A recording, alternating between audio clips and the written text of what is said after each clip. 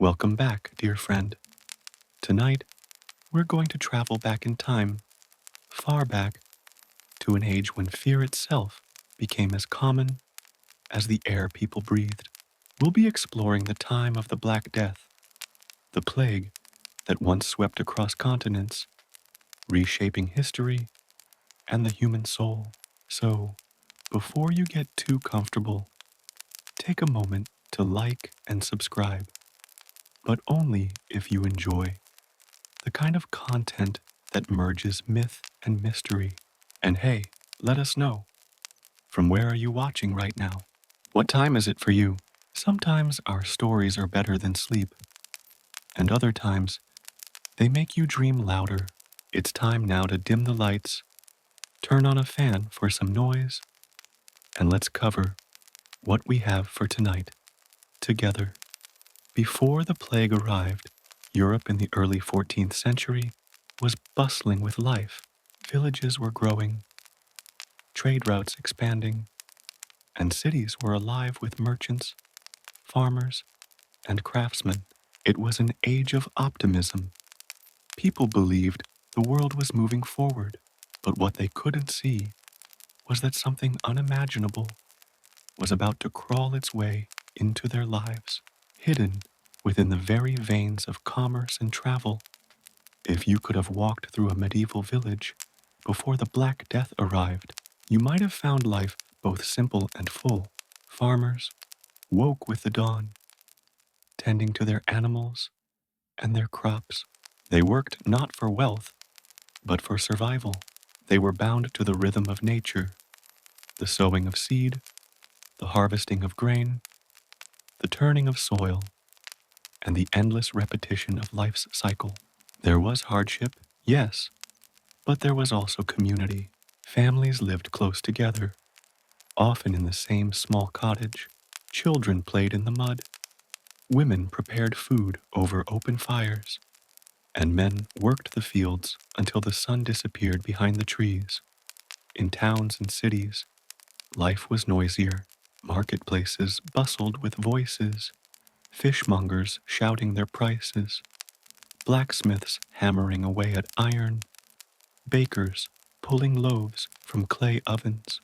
The smell of bread mingled with that of animals and smoke. There were no cars, no factories, only the hum of daily life and the slow rhythm of footsteps on stone. People lived close, so close that the idea of privacy was almost foreign. Streets were narrow, and homes often leaned toward each other, their upper floors nearly touching. Waste ran through open gutters, and water came from shared wells. Disease was already a part of life, but it was something people expected, something they endured. No one imagined what was coming. The church stood at the heart of it all. In every village, a tall stone tower rose above the rooftops, its bell a constant reminder that time was not theirs. It belonged to God. Faith guided everything: when to plant, when to rest, when to celebrate, when to mourn. The people believed that heaven and hell were not far away, that angels and demons might walk unseen among them. Life was fragile, but it was also rich with meaning. Europe in the early 14th century was connected more than ever before. Trade routes stretched across land and sea, weaving together the fates of distant peoples. From China to the Mediterranean, merchants carried silk, spices, and precious metals. Along with them came stories, languages, and ideas. The Silk Road was the artery of the Old World, a path of wealth and wonder, but it was also a path that would soon carry something else, something invisible and unstoppable. For now, though, the world slept peacefully in its ignorance. Ships set sail from bustling ports, their sails billowing in the wind. Rats scurried among the ropes, unseen and unimportant. Fleas, tiny and unremarkable, fed on their blood. No one noticed. No one cared. The people of Europe had faced famines and wars before. In the early 1300s, a series of cold winters and failed harvests had caused widespread hunger. Crops withered, livestock died, and families starved. But the worst seemed to have passed. By the mid 1340s, life was improving again. The soil was giving its bounty, and the markets were alive once more. Hope was returning. The hardships of the past few decades felt like a bad dream, fading with the dawn. In great cities like Florence, Paris, and London, architecture flourished. Cathedrals stretched skyward, carved in stone by hands that would soon be still.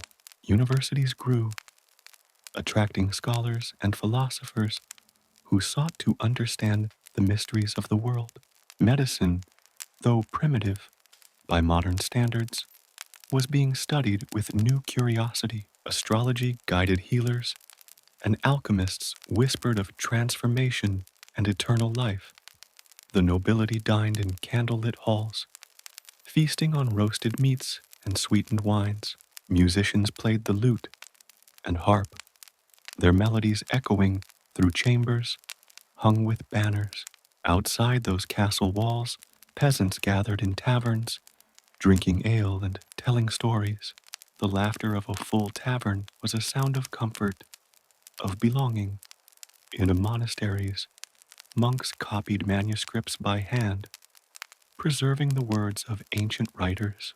The scratching of quills filled the stone corridors, a sound like the ticking of time itself. These men lived in silence, devoted to prayer and labor, unaware that soon even their peaceful sanctuaries would not be spared. The world was not perfect. It never had been, but it was alive with purpose. Every person, from the humblest servant to the most powerful king, believed they had a place in the grand design. The sky stretched above them, as it always had. The rivers ran. The harvests came and went. The seasons turned. If you had asked a merchant in Venice or a farmer in England what they feared most, they might have said war or hunger or perhaps the wrath of God. But none could have imagined a threat so small it was invisible, a terror carried by fleas and borne on the backs of rats, creeping silently from one port to the next. The truth is, the plague didn't just appear, it was carried by the movement of life itself. It was born far to the east, in the arid lands of Central Asia. There, it found its first victims among marmots and rodents. Traders, unaware, carried it with them across the steppes. From caravan to caravan, from port to port, the invisible passenger spread. Every coin exchanged, every sack of grain moved, every crate loaded onto a ship carried the possibility of death.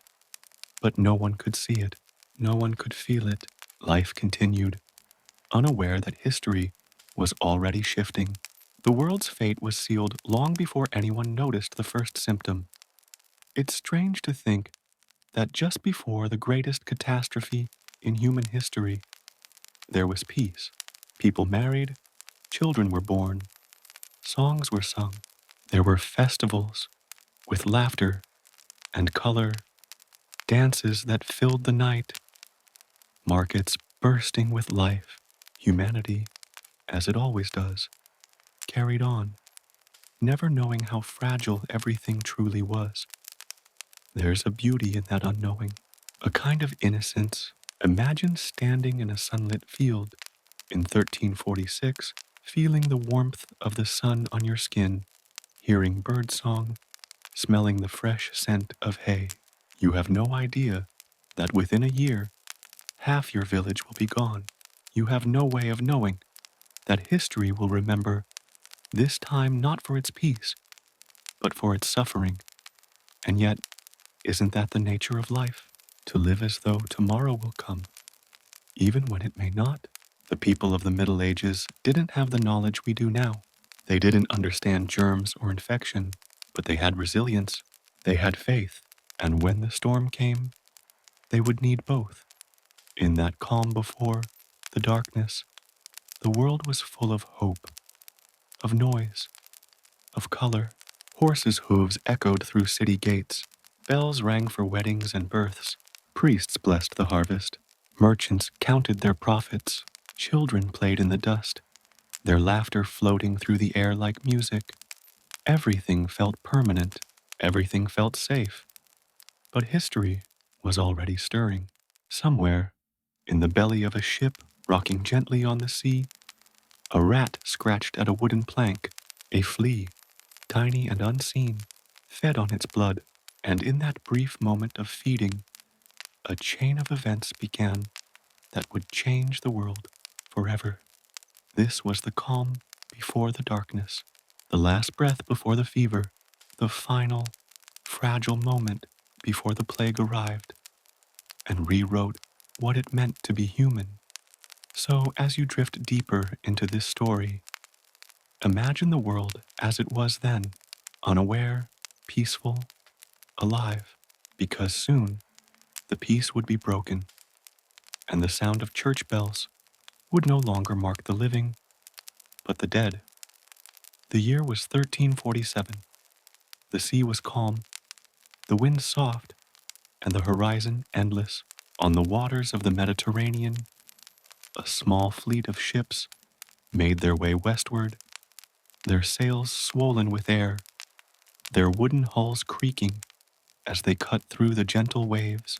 These were trading vessels, ordinary ships, carrying goods, stories, and men who had traveled far. They were the lifeblood of commerce, linking the distant ports of the Black Sea to the warm, bustling cities of southern Europe who had traveled far. They were the lifeblood of commerce, linking the distant ports of the Black Sea to the warm, bustling cities of southern Europe. But within those ships, hidden deep below deck, something was stirring. The sailors did not know it, but they were carrying more than cargo. They were carrying death itself, and death, in this case, came in the most unremarkable form imaginable. A flea no larger than a grain of sand. It had begun months earlier in the East, far beyond the sight or understanding of those European sailors.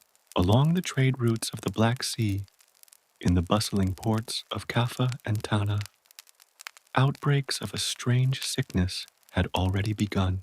Merchants whispered of villages where whole families had fallen within days. Caravans reported that towns were emptying, that corpses lay unburied in the streets. But rumors in the Middle Ages were common. Wars, famines, and pestilence were part of life. Few paid attention. When the 12 Genoese ships set sail from the port of Kaffa, their crews were weary but hopeful to return home. They had survived sieges and harsh trade disputes.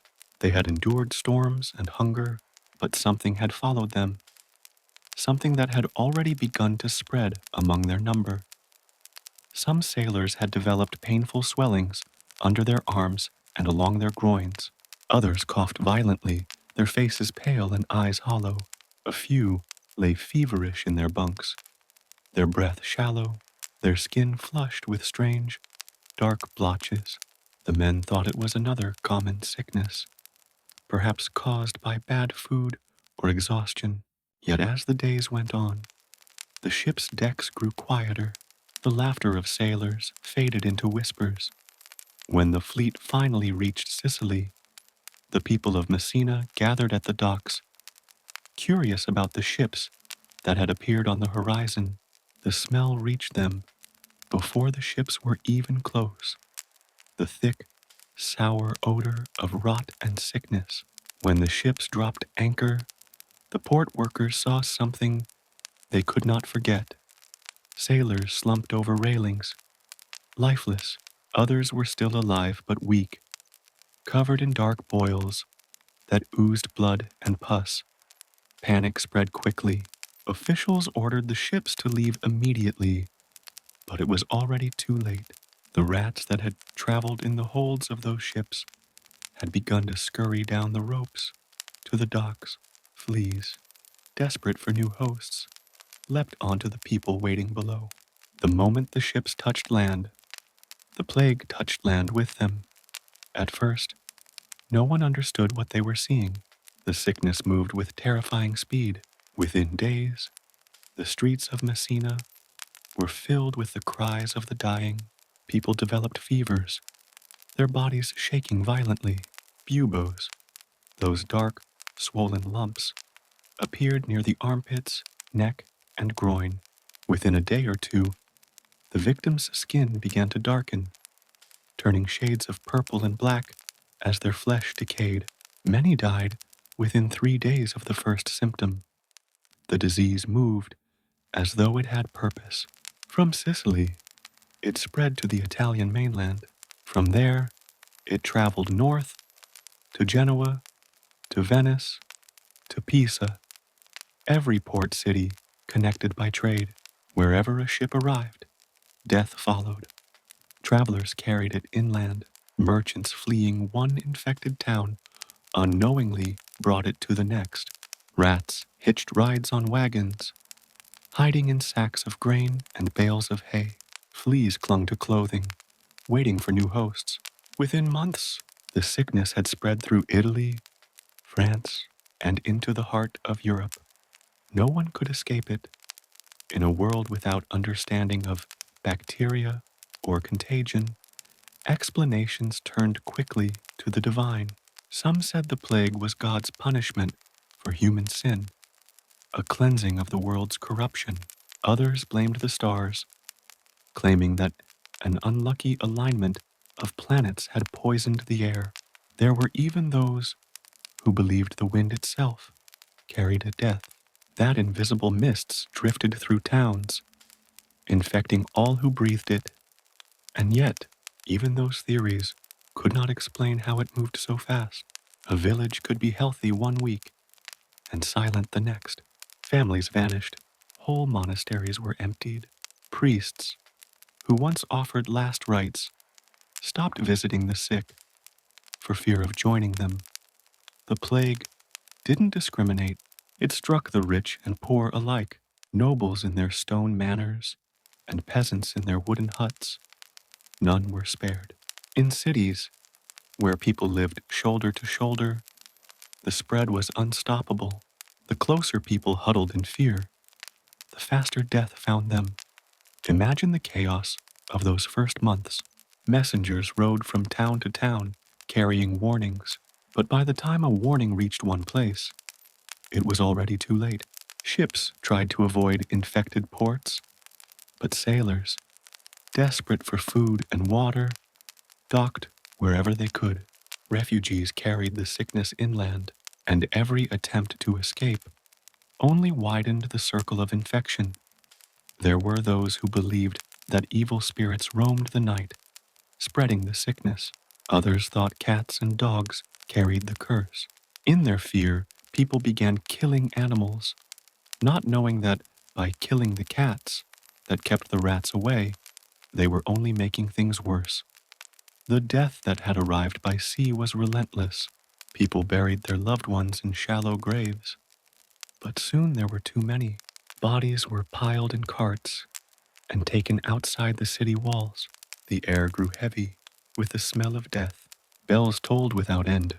The living were outnumbered by the dead. For those who survived the early months, life became a blur of fear and disbelief. There was no explanation, no escape, and no mercy. The plague didn't just kill, it unmade the world people knew. And yet, even in the midst of such terror, the world didn't stop moving. Ships still sailed. Traders still carried their goods. Because what else could they do? Life had to continue, even when it seemed meaningless.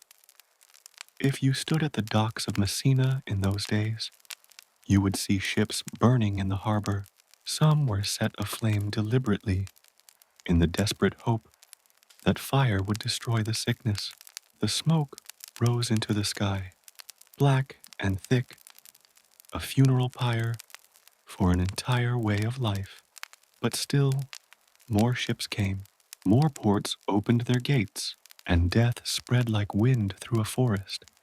In hindsight, historians can trace the path of the plague across Europe like ink bleeding through parchment, from Sicily to Genoa, from Genoa to Marseille, from Marseille to Paris, to London, to the farthest corners of the known world. Each step of the way, it arrived in silence. It didn't announce itself with thunder or flame.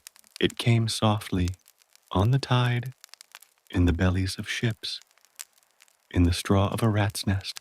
Death's passenger didn't need armies or conquest. It only needed movement, and humanity provided that. And as it moved, it changed everything. The arrival of the plague was not just the coming of a disease, it was the arrival of a reckoning. For centuries, humans had built, fought, and prayed, believing themselves at the center of creation. But now, they were face to face with something that cared nothing for power, for wealth, or for prayer. It was as if nature itself had reminded them how small they truly were. When we look back, it's easy to imagine the arrival of the plague as a moment of instant terror. But in truth, it came slowly, almost unnoticed. A few sick sailors, a few unexplained deaths, then a few more, then silence. And only when the silence became deafening did people realize what had happened. The plague's passenger, the invisible killer, had landed, and it would not leave for years to come. So, as you lie here tonight, listening to this story unfold, imagine those ships bobbing gently on the sea, their sail still, their decks quiet. Picture the port of Messina at dusk, the water turning gold under the setting sun, the city unaware that history itself was stepping ashore. The rats are already scurrying, the fleas are already feeding, and soon the entire world will know their names. This is how death arrived, quietly, patiently, carried by the hands of men who only wished to return home. And home, once it reached them, would never be the same again. As the plague spread across Europe, it became clear that this was no ordinary sickness. Unlike fevers or smallpox, which were visible in their devastation, this enemy was invisible, silent, and patient. It did not march in armies or arrive with trumpet calls. It moved quietly, almost imperceptibly, carried on wings no one could see, riding in the small spaces between life and death. This was the unseen enemy, the microscopic force that would alter the course of human history. In the 14th century, people did not know about bacteria or germs. The concept of invisible agents causing disease was far beyond their imagination. They could see the swollen, darkened lumps appearing under the arms, the neck, and the groin, the blackened skin of the dying, the pallor of fever, but they could not see the cause. It was a mystery, a shadow that hung over every town, every village, every family. We now know that the culprit was a tiny bacterium called Yersinia pestis. It lived in the blood of rodents, particularly black rats, and was carried from animal to human by fleas. But at the time, the people of Europe had no words for these things, no microscopes to reveal the invisible. They only had what they could see, and that was terrifying enough. They could see the buboes, forming like dark flowers beneath the skin. They could smell the decay in the air, thick and choking. They could hear the constant tolling of church bells marking the dead. And yet, this invisible enemy was everywhere. It hid in the folds of clothing, in the straw of beds, in the grain stored for the winter. It did not discriminate. The rich and poor, the young and old, kings and peasants, no one could outrun it. No one could hide from it completely. Its patience was unmatched. A flea could bite a person in the morning, and by the following day, the infection could begin spreading through the bloodstream. Within days, death could claim its victim. Imagine, for a moment, the sensation of being surrounded by something invisible, something you cannot see, smell, or touch, yet knowing it can touch you at any moment. In today's world, we might understand germs as part of science, as something to be treated with medicine or avoided through hygiene. But in 1347, people experienced this without understanding, without hope of intervention. Fear itself became part of daily life. It filled homes and streets, whispering that anyone could be next. The Black Death arrived silently in every village. One day, children played in the fields, chasing each other through tall grass, their laughter bright and carefree. The next day, parents discovered a sibling or friend lying motionless, their body cold, a dark blotch forming on their skin. Households that had seemed ordinary were emptied almost overnight. The plague moved like the wind, unseen, unstoppable, and unfeeling. Rats carried the disease everywhere. Cities, with their narrow streets, open sewers, and overflowing marketplaces, were perfect environments for these animals. Fleas jumped from rats to humans with ease, transmitting the deadly bacteria directly into the bloodstream. The people, unaware of the source, often blamed other causes. Some thought it was miasma, the poisonous air created by rotting organic matter. Others believed it was the wrath of God, a punishment for sins they could not fully understand. Doctors tried to help, but their knowledge was limited. Many relied on remedies that were more symbolic than effective. Some used bloodletting, believing that removing bad blood would save the patient. Others burned herbs or recited prayers to ward off the invisible force. Some wore the infamous beaked masks, filling them with flowers and aromatic substances in the hope that the air itself could be purified.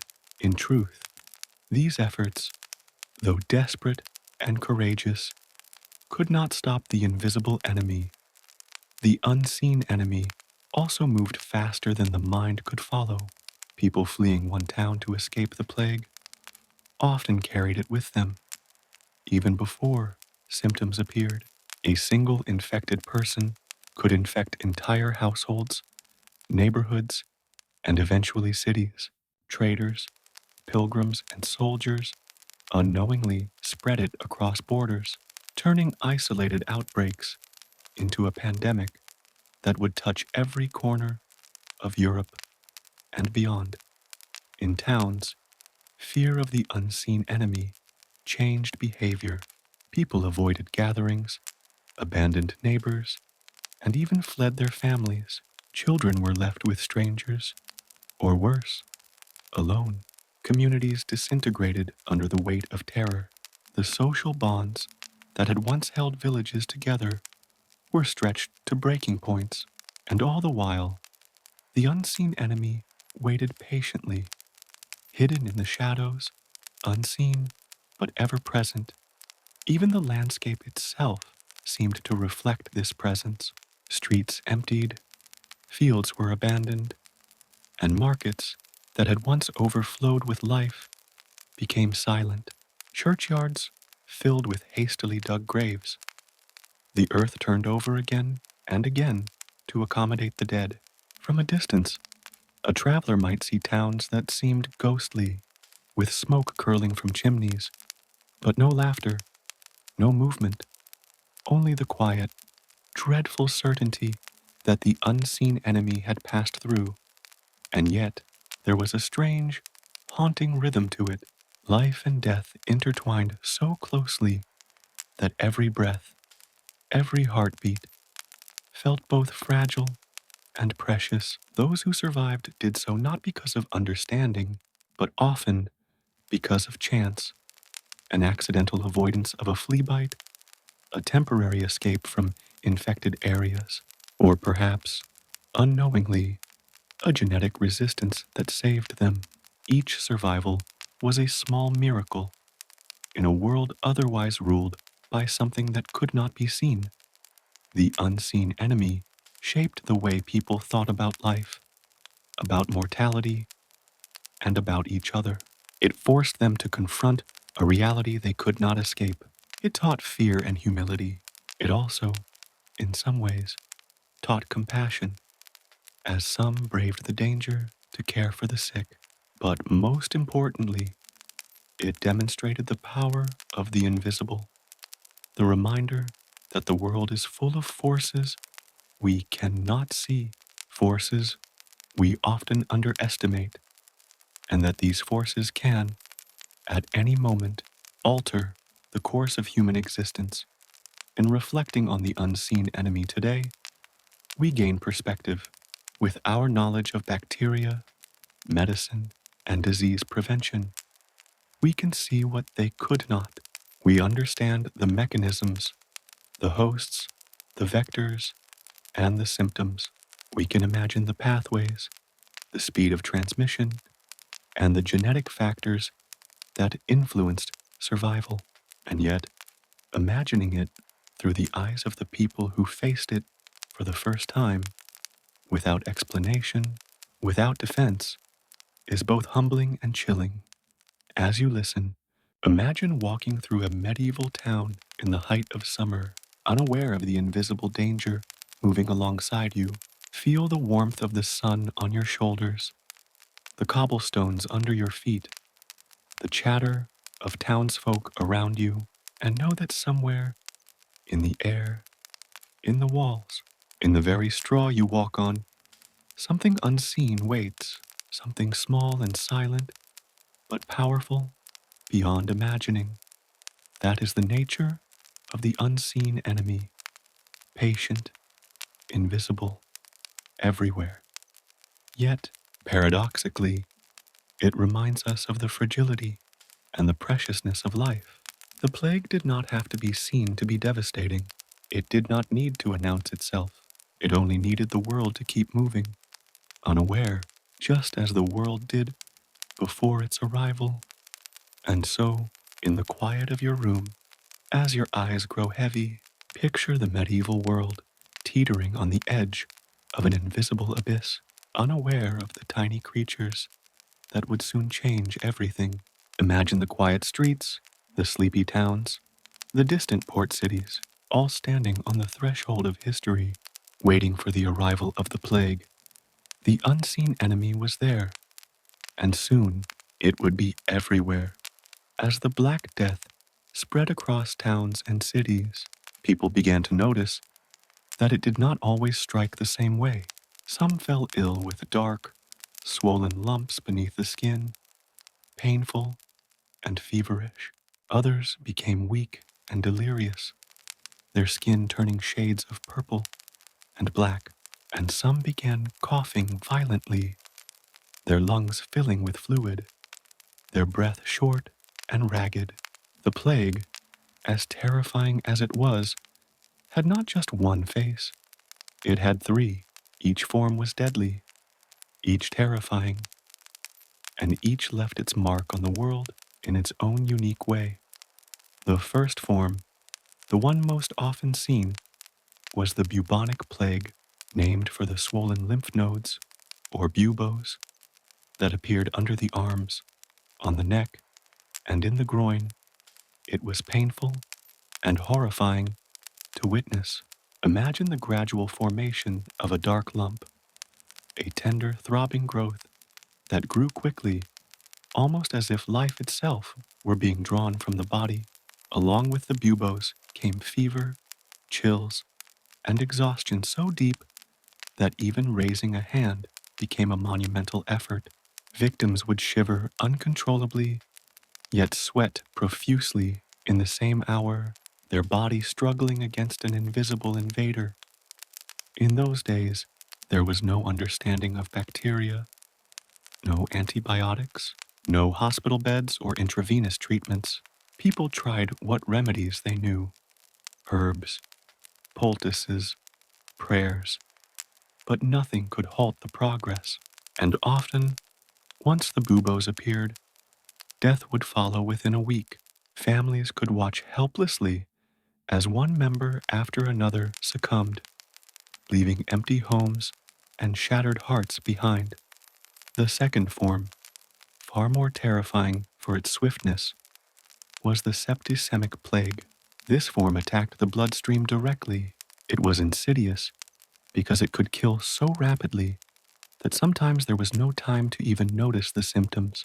Victims would develop fever and chills, their skin turning black or deep purple as tiny blood vessels burst beneath the surface.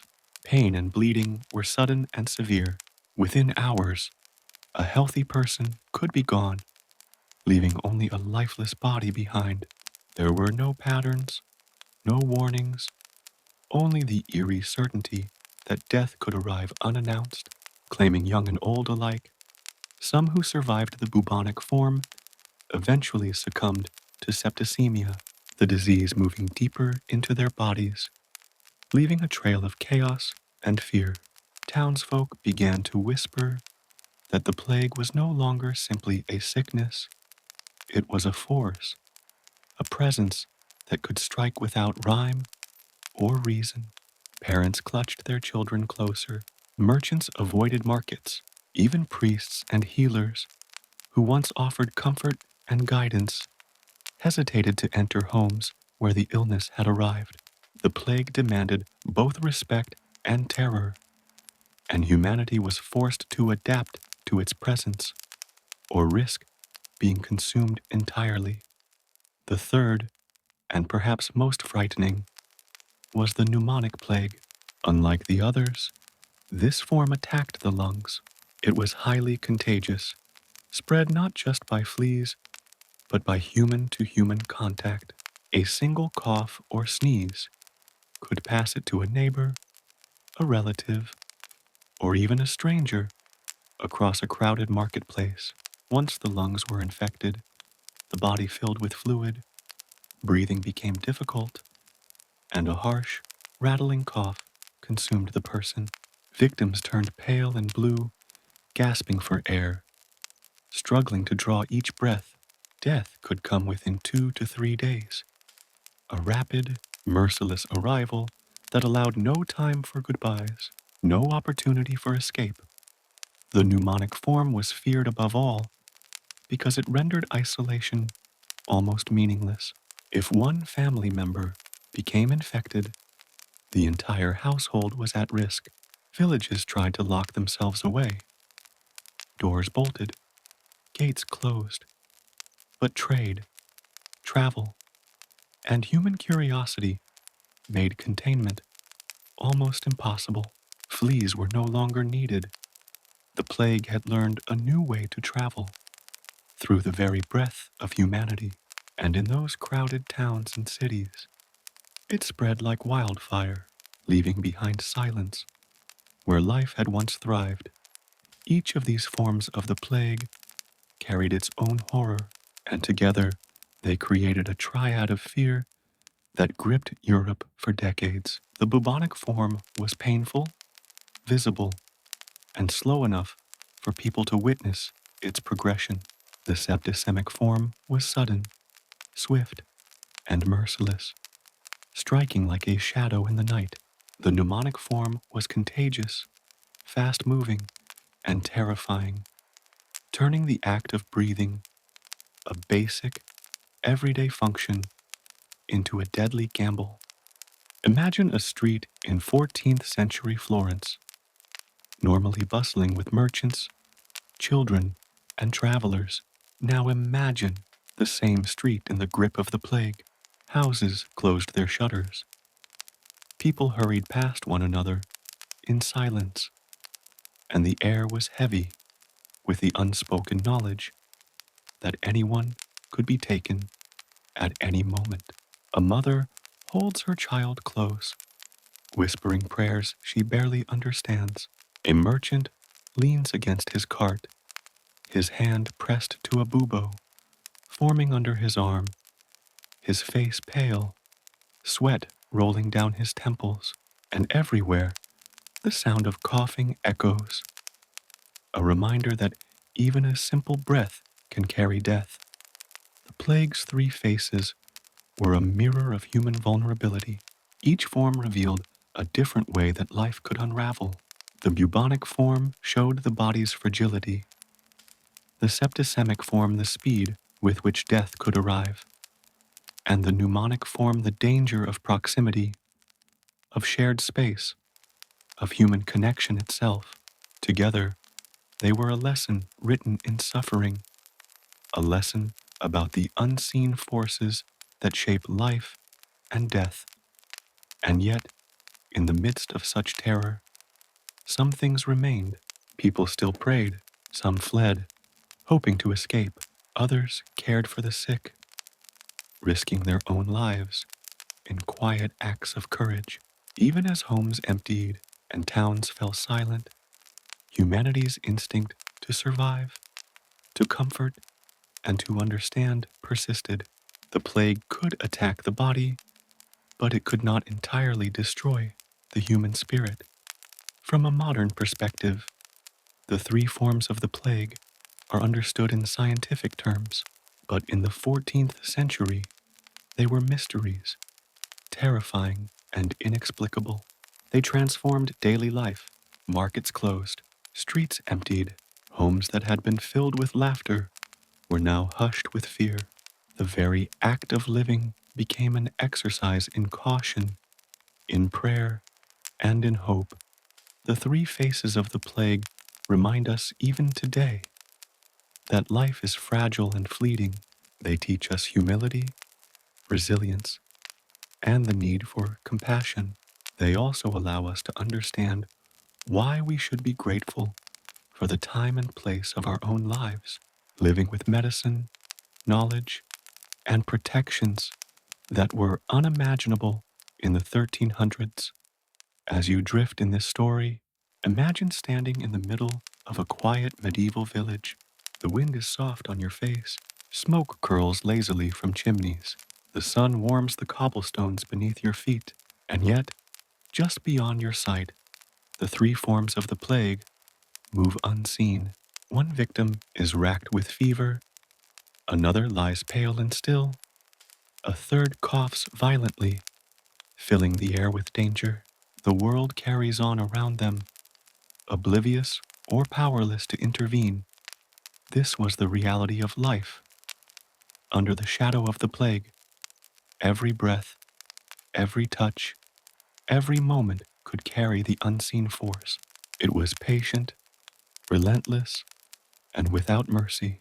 And yet, even in its presence, humanity continued to move, to live, and to endure. The three faces of the plague, bubonic, septicemic, pneumonic, were more than diseases. They were reminders of our fragility, our mortality, and our resilience. They were teachers in terror, shaping the course of history in ways that would echo for centuries. And tonight, as you listen, imagine the quiet streets, the hushed towns, the soft footsteps of those who survived, and the dark shadow of an enemy that could not be seen, only feared. Imagine it moving through the air, through the streets, and through time itself, leaving a trail of history and human endurance. The three faces of the plague were terrible, and yet they remind us why we can be grateful for life, for breath, for safety, and for the centuries of knowledge that allow us to understand what our ancestors could only fear. The plague did not move like armies or armies of men. It did not march with banners or drums. It moved silently, invisibly, carried on the currents of wind. on the feet of travelers and in the smallest of creatures that scurried unseen through villages and towns. Its speed was terrifying, not because it was loud or obvious, but because it was unstoppable. By the time people realized it had arrived, it was often too late. Families, towns, and even entire regions could be swept away in a matter of weeks. Imagine a small village in 14th century France. In the early morning, the villagers rise to the familiar sounds of life: roosters crowing, the soft clatter of carts over cobblestones, children laughing as they chase one another through the fields. Mothers knead dough for bread, fathers tend to animals, and merchants prepare their wares for the market. Everything feels ordinary, comfortable, predictable, and yet, within days, the first signs of the plague appear. A neighbor complains of fever, chills, and fatigue. A dark swelling forms beneath the arm. No one notices the fleas that have already leapt from the rats hiding in the grain stores. By evening, the neighbor lies in bed, delirious and trembling. His spouse kneels beside him, helpless, brushing sweat-soaked hair from his face. By morning, he is dead. The disease spreads faster than the mind can follow. Within the week, others in the village begin to show symptoms. The baker, who greeted customers just 2 days ago, is now feverish and sweating, the dark blotches forming along his neck and groin. Children who played in the streets yesterday are now coughing, struggling for breath, their tiny bodies racked with fever. The plague does not discriminate. Young, old, strong, weak, none are spared. Travelers, unaware of the infection, carry it to the next village. A cart, pulled by a weary ox, moves slowly down a country lane, passing through hamlets and farms. In the cart, a merchant coughs, his body hot and trembling, his skin beginning to darken. By the time the cart reaches the next village, the disease has already arrived, ready to claim new victims. It is not just the physical speed of the disease that terrifies, but its quiet, creeping inevitability. Unlike a storm that can be seen and tracked, the plague moves invisibly. One moment, life is ordinary. The next, it is gone. People try to flee, to isolate themselves, to protect their families. But the plague is patient and cunning. It follows every step, sometimes even faster than those who attempt to escape. In cities like Florence, Venice, and London, the speed of doom was even more apparent. Narrow streets and crowded markets made perfect pathways for the disease. Families lived in close quarters, often with several generations under one roof. Fleas leapt from rat to human with ease. One person's infection could spread through an entire household in a matter of days. By the end of the week, neighbors were sick. By the end of the month, entire streets were silent. Church bells tolled continuously, marking the passing of lives that had ended too soon.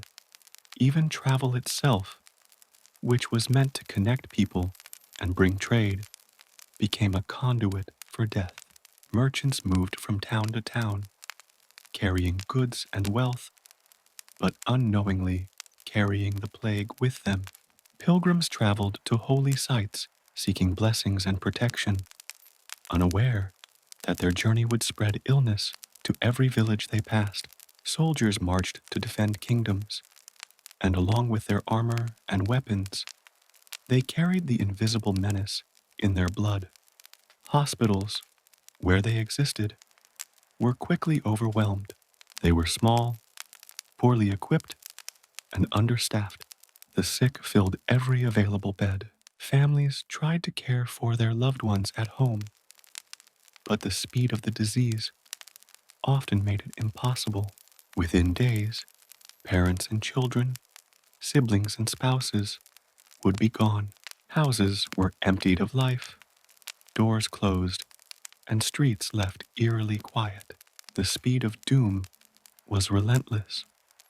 People tried to understand it, to explain why it spread so quickly. Some attributed it to bad air, miasma, or divine punishment. Others blamed witches, strangers, or even neighbors. There were attempts at quarantine, but these often came too late or were poorly enforced. And all the while, the plague continued its march, indifferent to explanations, prayers, or human intervention. The rapid progression of the plague had a profound psychological effect. People could no longer rely on predictability. One day, a friend was laughing beside them. The next, that friend was gone, leaving a body cold and darkened by disease. Children watched parents disappear. Communities collapsed under the weight of fear. Even those who survived carried trauma in their bones. A quiet understanding of the fragility of life. Imagine standing at the edge of a village, watching smoke rise from hastily dug mass graves. The air is thick with the scent of burning and decay. Bells toll for hours on end. Families are gone, streets empty, markets closed. And yet, the plague continues, moving silently to the next town, the next village, the next unsuspecting community. Its speed is unstoppable, yet silent, like a shadow passing over the land. The speed of doom was not uniform. It varied with geography, climate, and human behavior. Dense urban centers experienced faster outbreaks due to crowding and poor sanitation. Rural villages sometimes had delays, though the disease always eventually arrived. No one, regardless of wealth, position, or status, could outrun it. Kings, merchants, farmers, and beggars were equally vulnerable. In those months, people learned to fear not just the disease, but the passage of time itself. Every day became uncertain. Every interaction could carry death. Doors were closed to neighbors, streets were avoided, and gatherings ceased. Life became measured, cautious, almost suspended, as the invisible threat moved faster than anyone could comprehend. Yet, even in this terrifying rapidity, small acts of courage persisted. Some cared for the sick, carrying water, food, and prayers. Others documented the unfolding horror, preserving the memory for future generations.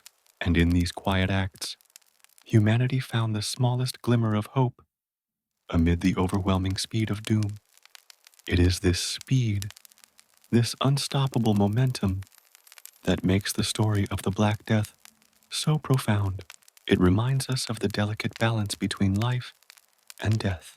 It teaches us that, despite our illusions of control, unseen forces can move faster than we can comprehend. And it shows why we should be grateful for modern understanding, medicine, and the ability to slow the spread of disease, things our ancestors could only dream of. As you listen, picture the quiet countryside, the smoke rising in the distance, the empty streets, and the silent homes. Imagine the speed at which life could vanish, almost imperceptibly at first, and then all at once. Imagine the fear, the grief, and the courage of people facing a force far beyond their understanding. The speed of doom was a lesson written in sorrow, in silence, and in the empty spaces where life had once thrived.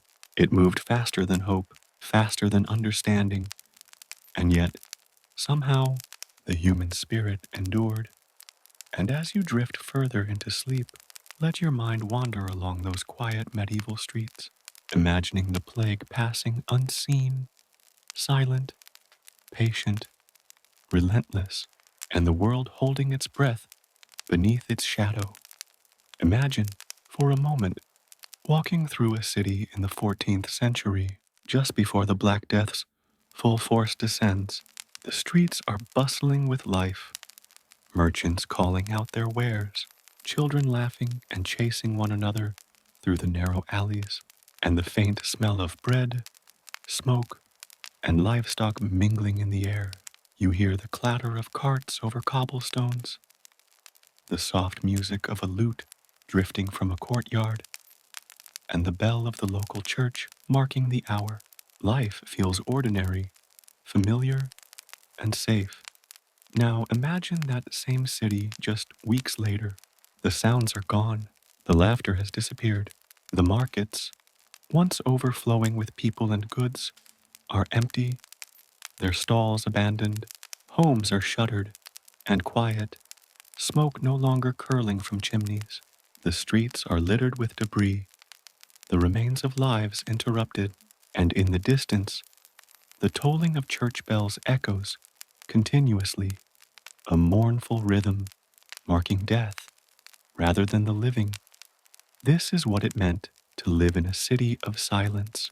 Cities like Florence, Venice, London, and Paris, which had once thrived with trade and culture, became ghostly shadows of themselves. The Black Death transformed the familiar into something eerie and unfamiliar. People moved cautiously through the empty streets, avoiding even the most familiar neighbors for fear of contagion. Those who could fled, carrying the disease with them, while those who remained often faced death alone. Inside homes, the quiet was even more profound. Families huddled together, some members sick, some still well, but all aware that the plague could strike at any moment. The smell of sickness and decay pervaded the air. Those who could not flee tried to maintain routines, to cook, clean, and care for one another. But the silence outside mirrored the isolation within.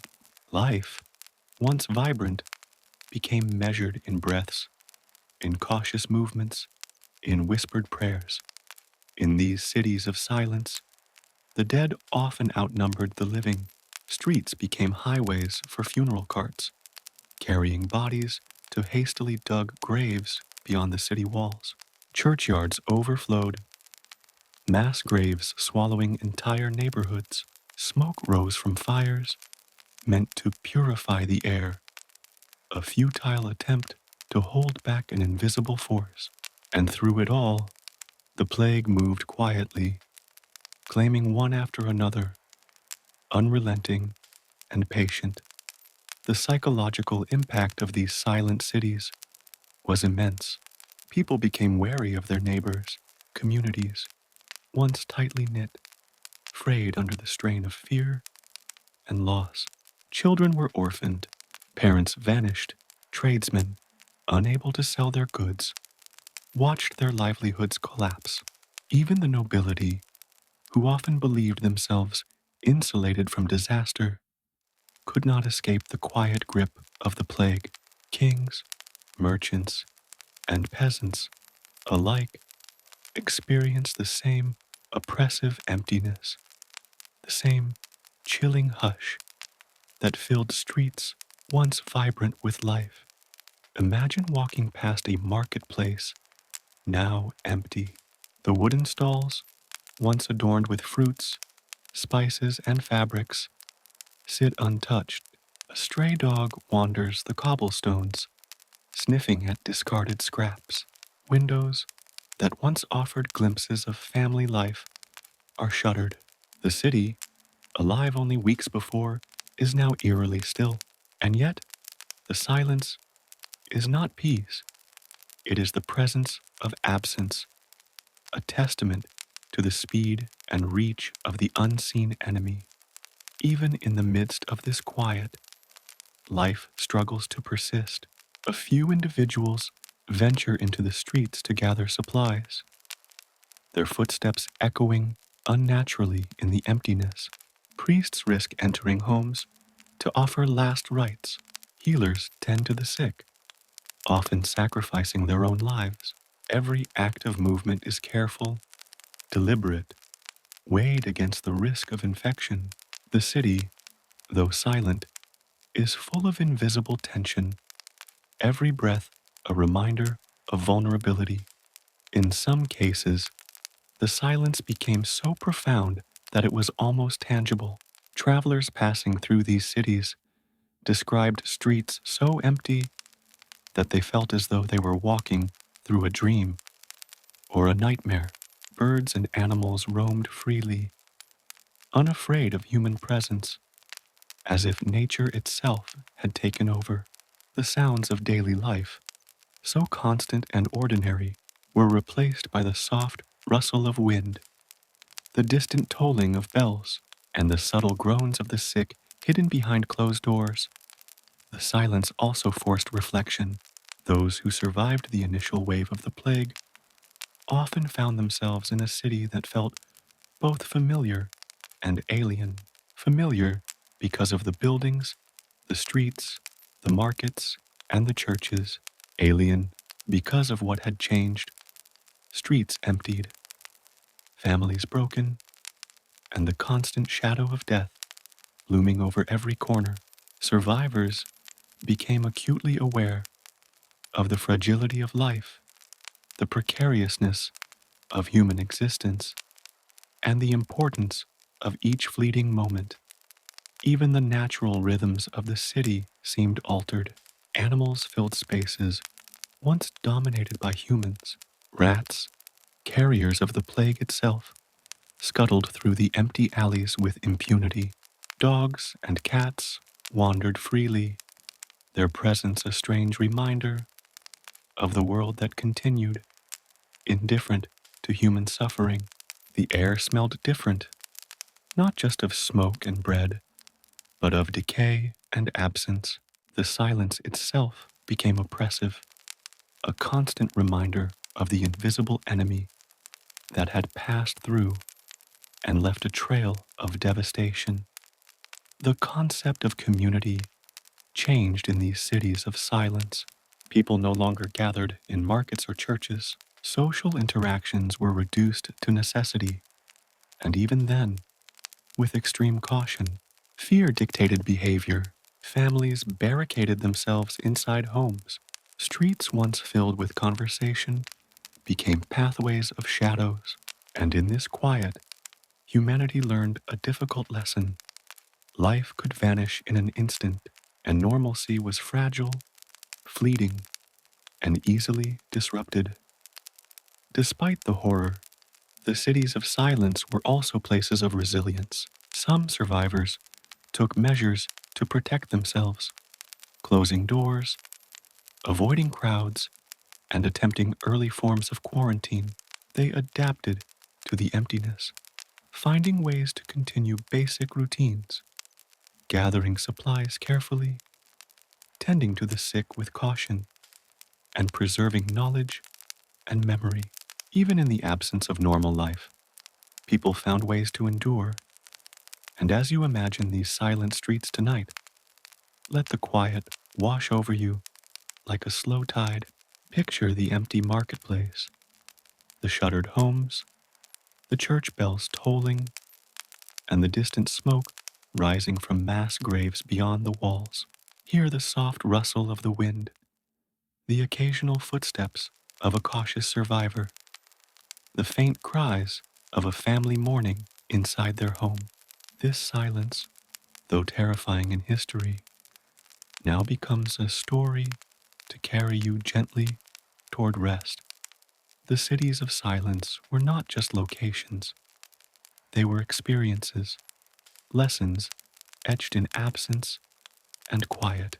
They show us the fragility of human life, the swiftness with which order can dissolve, and the eerie beauty of a world temporarily paused, waiting for survivors to rebuild. They remind us why we should be grateful for the time in which we live, for the knowledge, medicine, and protection that allow cities today to continue their daily rhythms uninterrupted by such devastation. As sleep begins to take you deeper, imagine walking slowly through one of these medieval cities. Your footsteps are soft against the cobblestones. Windows are dark, the streets empty. A faint wind carries the scent of smoke and dust. You notice the quiet and feel the emptiness around you, but also the resilience of the human spirit that survived, that endured, and that would eventually bring life back to these streets. The cities of silence, though filled with loss, teach us a lesson that echoes across centuries. Even in moments of stillness, of emptiness, of overwhelming fear, life persists, memory persists, hope persists, and from this quiet, the world will one day awaken again. As the Black Death swept across Europe, it became clear that this was not a temporary sickness, nor one that would spare the majority of the population. The plague's reach was staggering, and the sheer number of lives it claimed earned it a name that would echo through history: the Great Mortality. It was a period in which death was everywhere, and life was, for many, fragile and fleeting. Imagine a small village in England. The sun rises softly over the rolling hills, the morning mist hanging in the fields. Farmers begin their day, tending to animals, checking fences, preparing the soil. Children run barefoot through the grass, laughing, unaware of the invisible danger, moving silently through the village. A mother sets out bread and milk for her family. The rhythm of life is ordinary, comforting, and familiar. Then, within days, the ordinary is shattered. One villager collapses in the morning, his body already consumed by fever.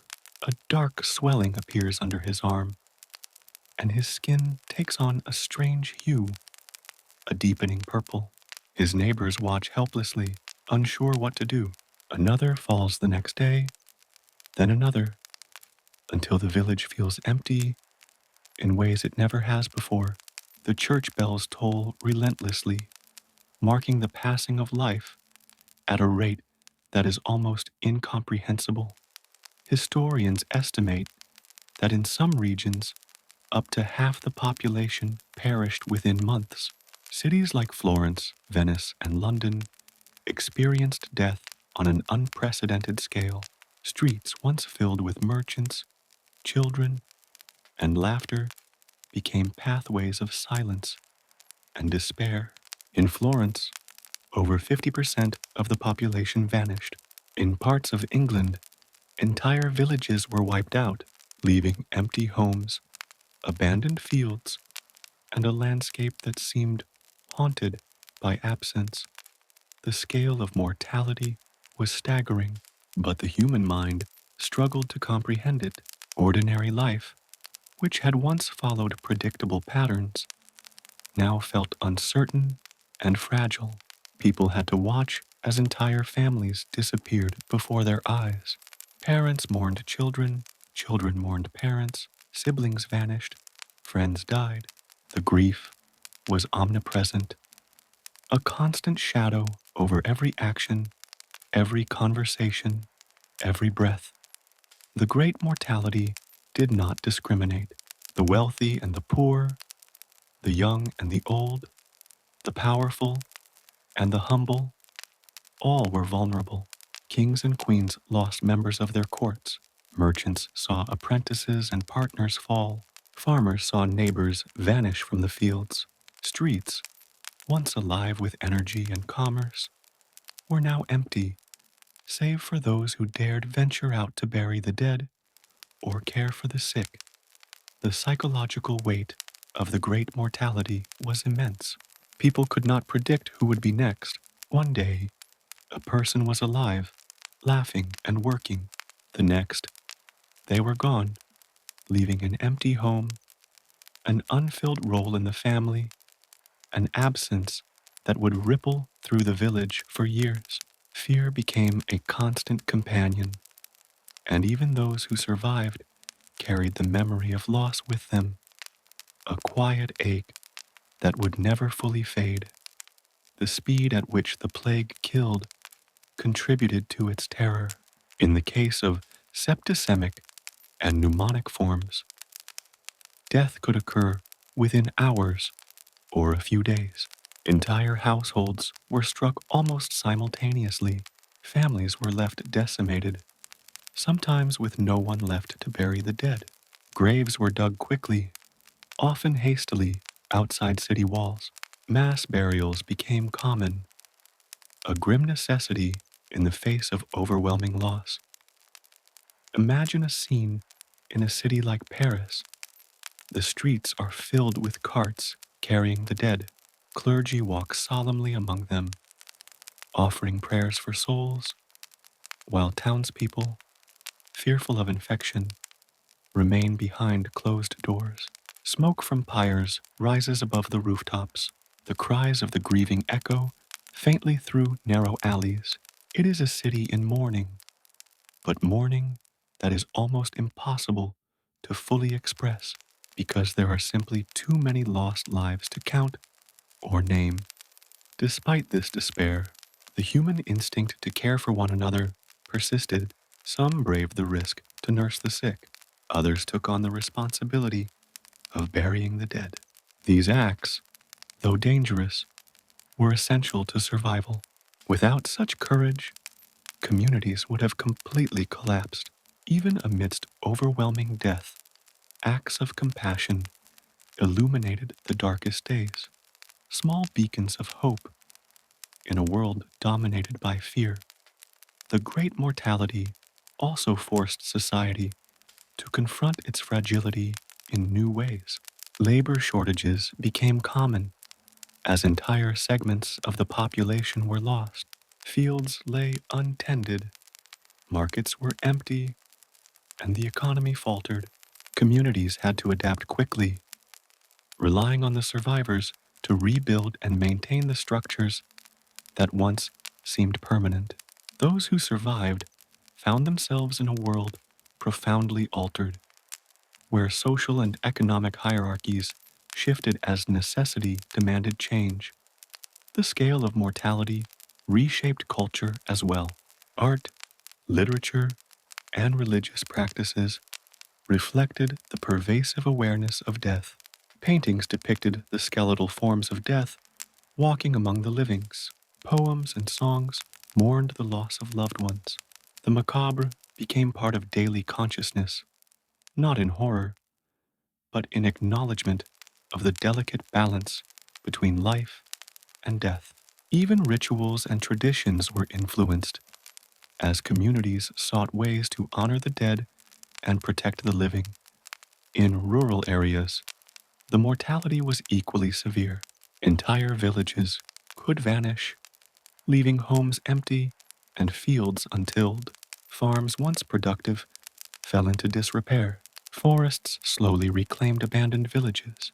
Travelers passing through would find empty streets, overgrown gardens, and silent wells. The absence of human life was palpable, a quiet testament to the plague's relentless efficiency. Even those who survived the Great Mortality were changed forever. The trauma of witnessing so much death altered perspectives on life, faith, and community. People became more cautious, more aware of the fragility of human existence. Families learned to cherish the moments they had together, knowing that tomorrow was never guaranteed. Communities learned the importance of care and preparation, of ritual and remembrance. The shadow of death became a teacher, shaping generations in ways that would resonate long after the plague itself had receded. And yet, even in the overwhelming silence of loss, life persisted. Survivors adapted, rebuilt, and eventually restored a sense of normalcy to their communities. Cities once emptied became vibrant again. Fields once abandoned returned to cultivation. Markets reopened. Bells, once tolling for the dead, returned to marking time and celebration. Human resilience, tested to its limits, endured.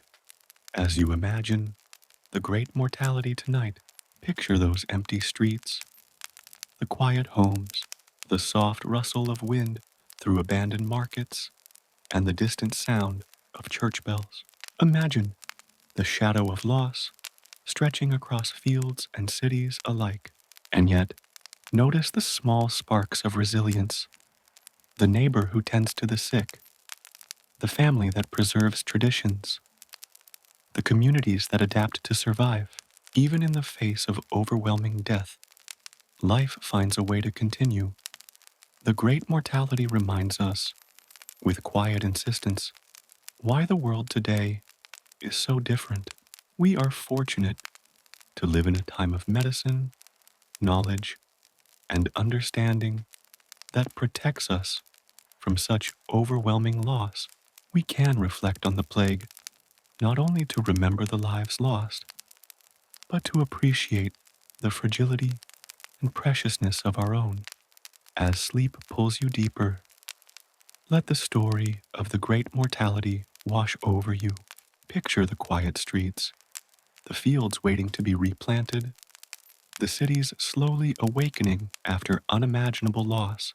Feel the weight of history, but also the persistence of life, and know that even amidst the silence and shadow, the human spirit endured, ready to rebuild, ready to thrive, and ready to cherish every moment it was given. In the midst of the Black Death's shadow, humanity faced a choice: succumb to fear and despair, or respond with courage, ingenuity, and compassion. The scale of suffering was almost unimaginable. Yet, even as the plague claimed thousands upon thousands, people found ways to act, to survive, and to protect those they could. The human response to the great mortality was as diverse as it was profound, revealing both the vulnerability and the remarkable resilience of our species. Imagine a bustling European town, streets filled with merchants, craftsmen, and children. Suddenly, the invisible enemy arrives. The first cases appear quietly: a cough, a fever, a darkened swelling. Families watch in helpless horror as their loved ones grow ill. Panic spreads as quickly as the disease itself. And yet, amid the chaos, people begin to respond.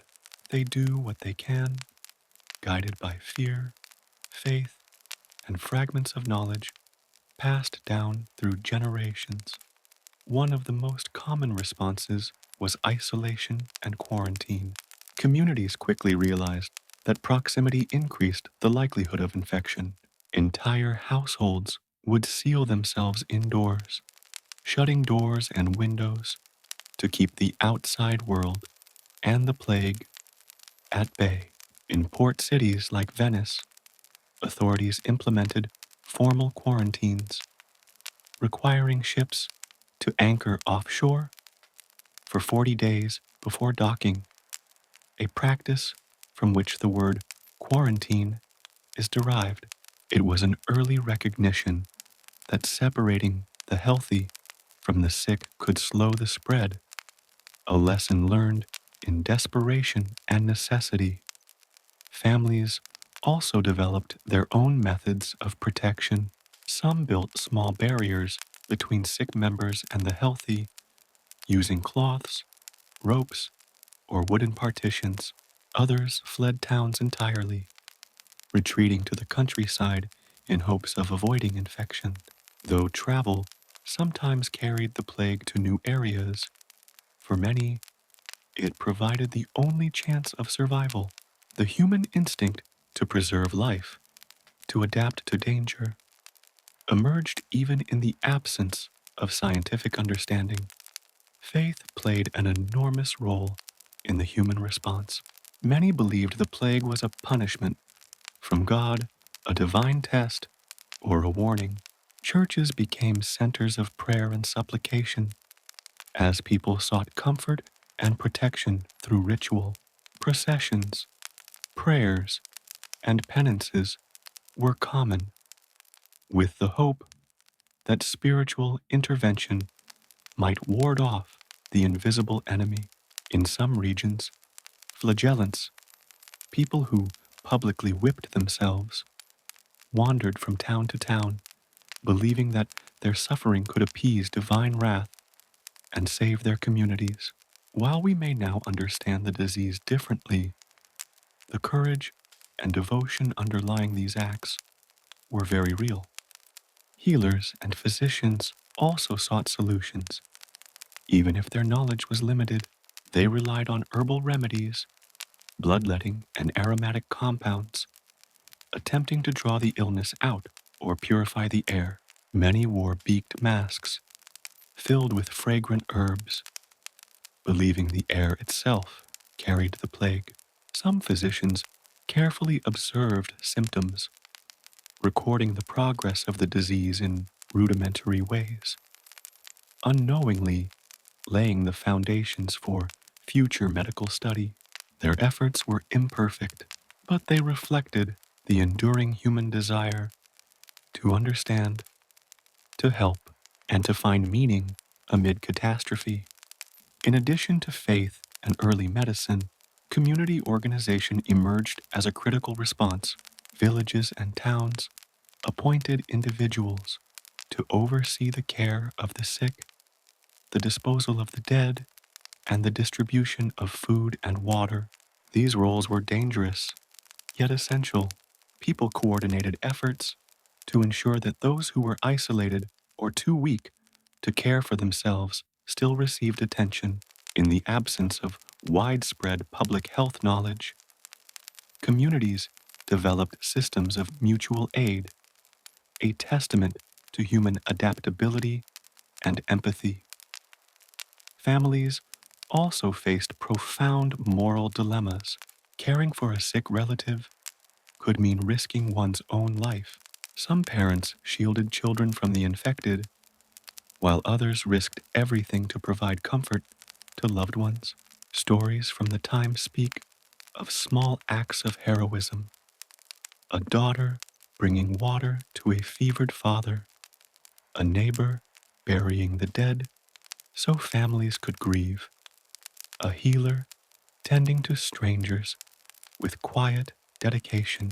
Each act, though seemingly minor in the vast scale of mortality, represented a defiance of despair, a refusal to surrender entirely to the invisible enemy.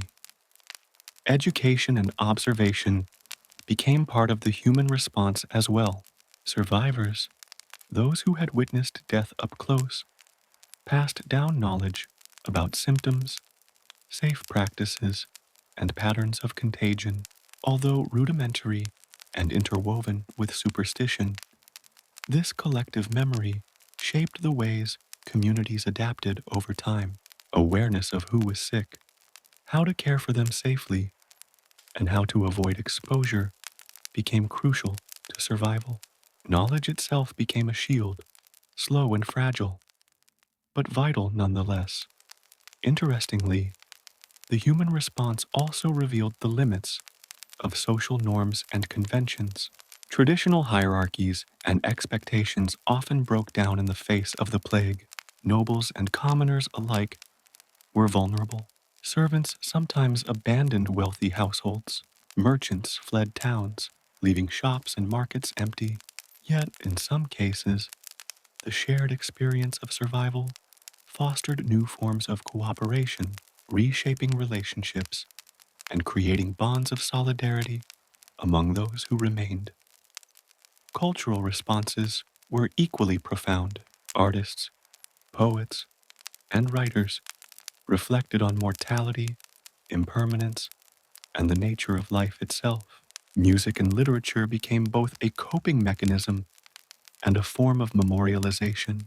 People created visual reminders of death, not merely to frighten, but to process grief, honor the dead, and instill a sense of communal resilience. Even in the darkest times, creativity and reflection persisted. The human response was not uniform, Fear sometimes led to blame, ostracism, and violence. Marginalized groups, such as Jews or strangers, were often scapegoated, accused of spreading the disease. Yet, alongside these darker reactions, acts of courage, care, and adaptation shone through.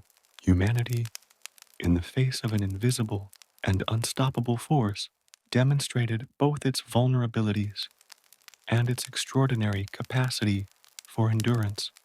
One particularly profound aspect of the human response was the preservation of memory.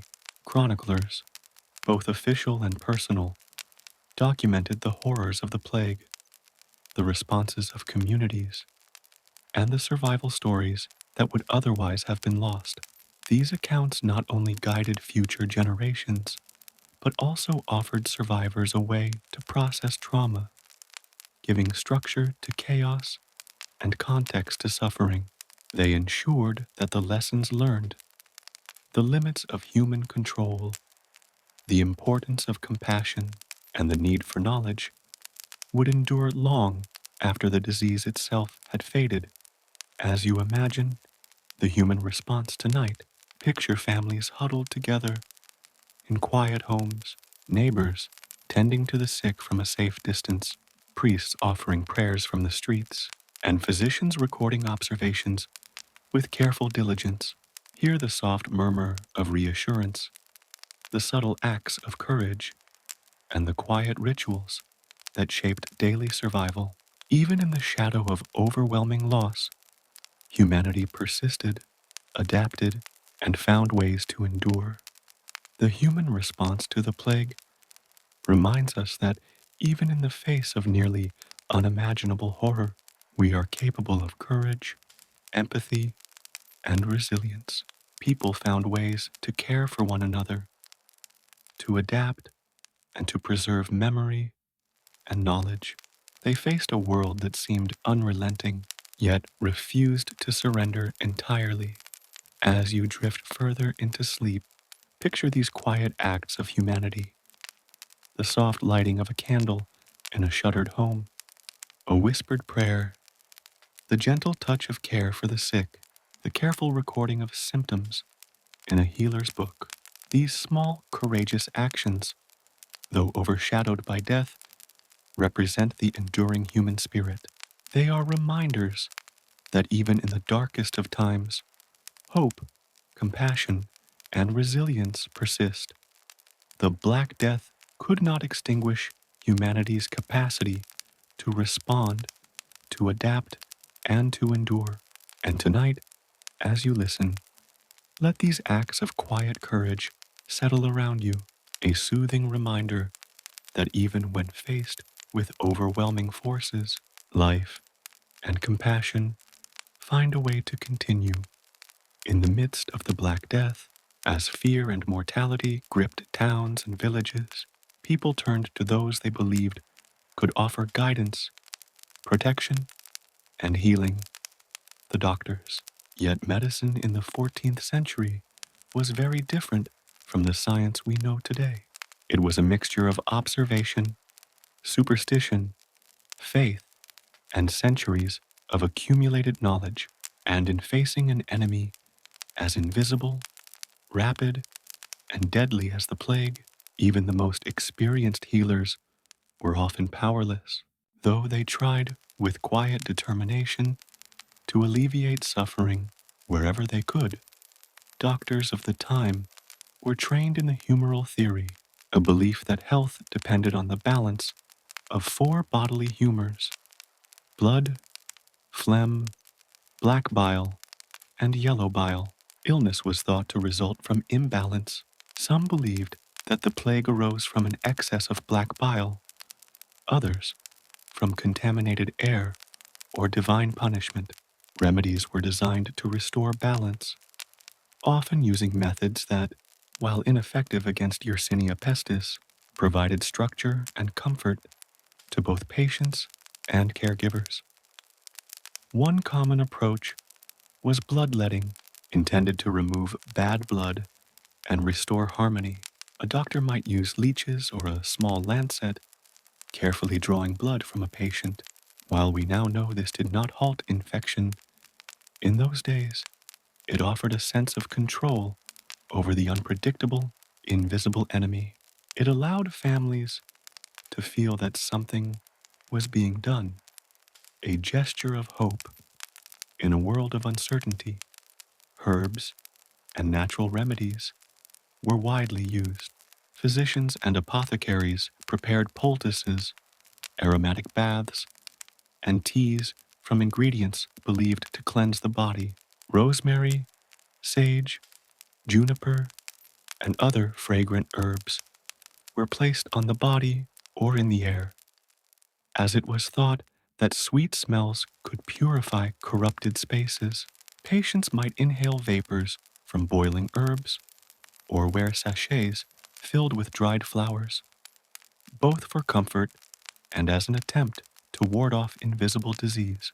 Though these measures could not stop infection, the soothing scents and the rituals themselves often provided psychological relief, a small balm for a terrified mind. Perhaps the most iconic image of a plague doctor is the beaked mask, now remembered as a symbol of the era. These masks were long, bird-like, and filled with aromatic substances, dried flowers, herbs, or strong spices. Physicians believed the plague spread through miasma, or poisonous air, and the mask served as a filter, allowing the wearer to breathe while avoiding harmful vapors. The mask, along with a long cloak, gloves, and boots, provided a form of protection, though limited by today's standards. Still, it represented a remarkable attempt to intervene against an enemy no one could see.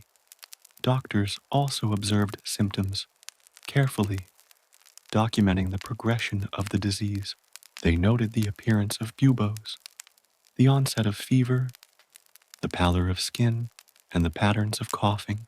These observations, passed down through manuscripts and letters, would eventually contribute to the foundations of epidemiology.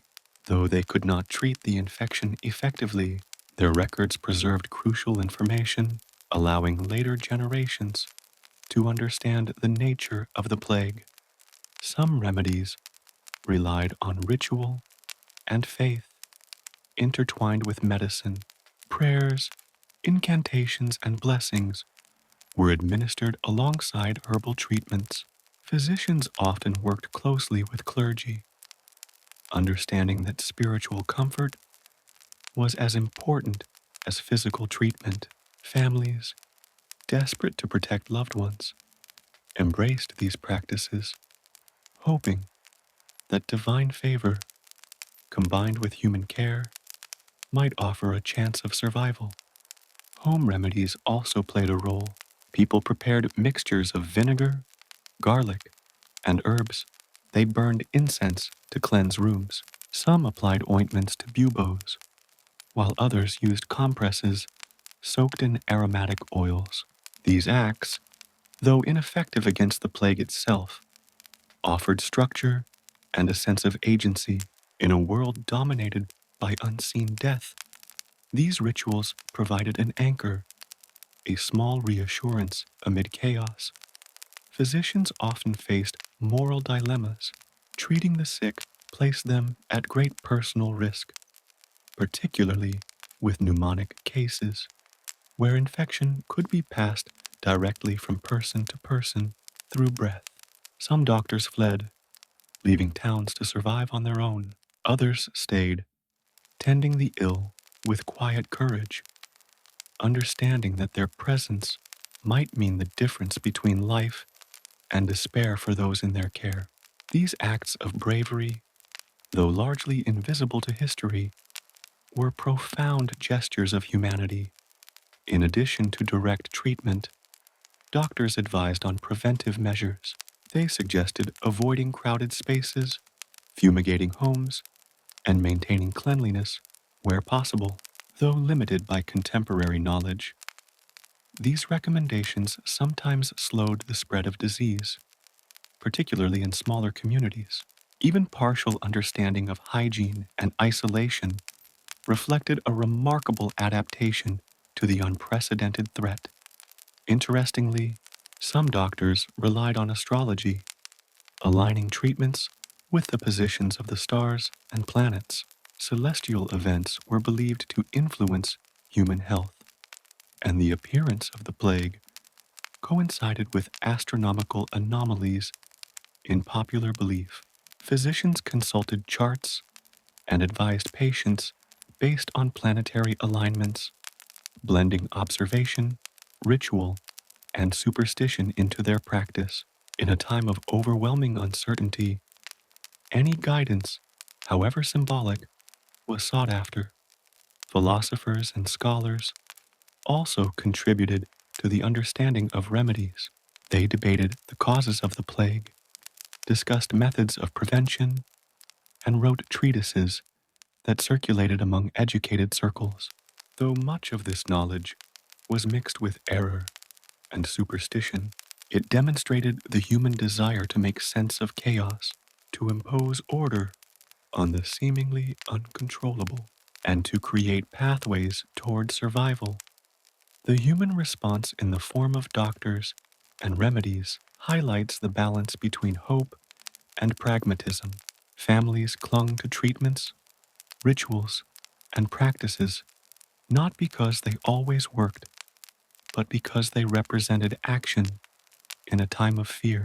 Even the smallest gestures, washing a body, preparing a poultice, or whispering a prayer, became acts of resistance against the encroaching shadow of death. As you imagine this scene tonight, picture a quiet room in a shuttered house. A doctor enters, beaked mask in place, carrying herbs and ointments. The patient lies pale and fevered, family members hovering with anxious care. A small fire burns to purify the air, incense smoke curling slowly toward the ceiling. The doctor examines buboes, applies compresses, and offers whispered reassurance. Outside, the city remains silent, streets empty, bells tolling softly in the distance. Even though the remedies often failed to stop the disease, they brought structure and meaning to despair. They allowed families to act, to care, and to maintain a sense of dignity amid overwhelming loss. The doctors, in their beaked masks and long cloaks, symbolized both the limits and the persistence of human ingenuity, a reminder that even in the face of an unseen and unstoppable enemy, humans will strive to intervene, comfort, and endure. The story of doctors and remedies is also a story of humilities. It reminds us that the world contains forces beyond our control, that knowledge and courage are sometimes insufficient, and that compassion and presence often matter as much as treatment. In this time of darkness, humanity reached for both science and ritual, understanding and faith, in a desperate effort to preserve life. As sleep drifts closer, picture the quiet diligence of physicians and healers, the soft clinking of herbal jars, the faint aroma of fragrant oils, the whispered words of hope and prayer. Feel the quiet courage that persisted in those dark times, a silent shield against despair, a testament to the human spirit that refuses to surrender even in the face of death. The doctors and their remedies remind us that even in our most vulnerable moments, we seek to act, to understand, and to care. And tonight, let the image of these quiet acts of care guide you toward calm, a gentle awareness of humanity's resilience, and the peaceful recognition of life enduring even amidst the shadows. The Black Death was not merely a disease of bodies. It was a force that reshaped homes, relationships, and the very concept of family. In the 14th century, families were the cornerstone of daily life, providing protection, support, and identity.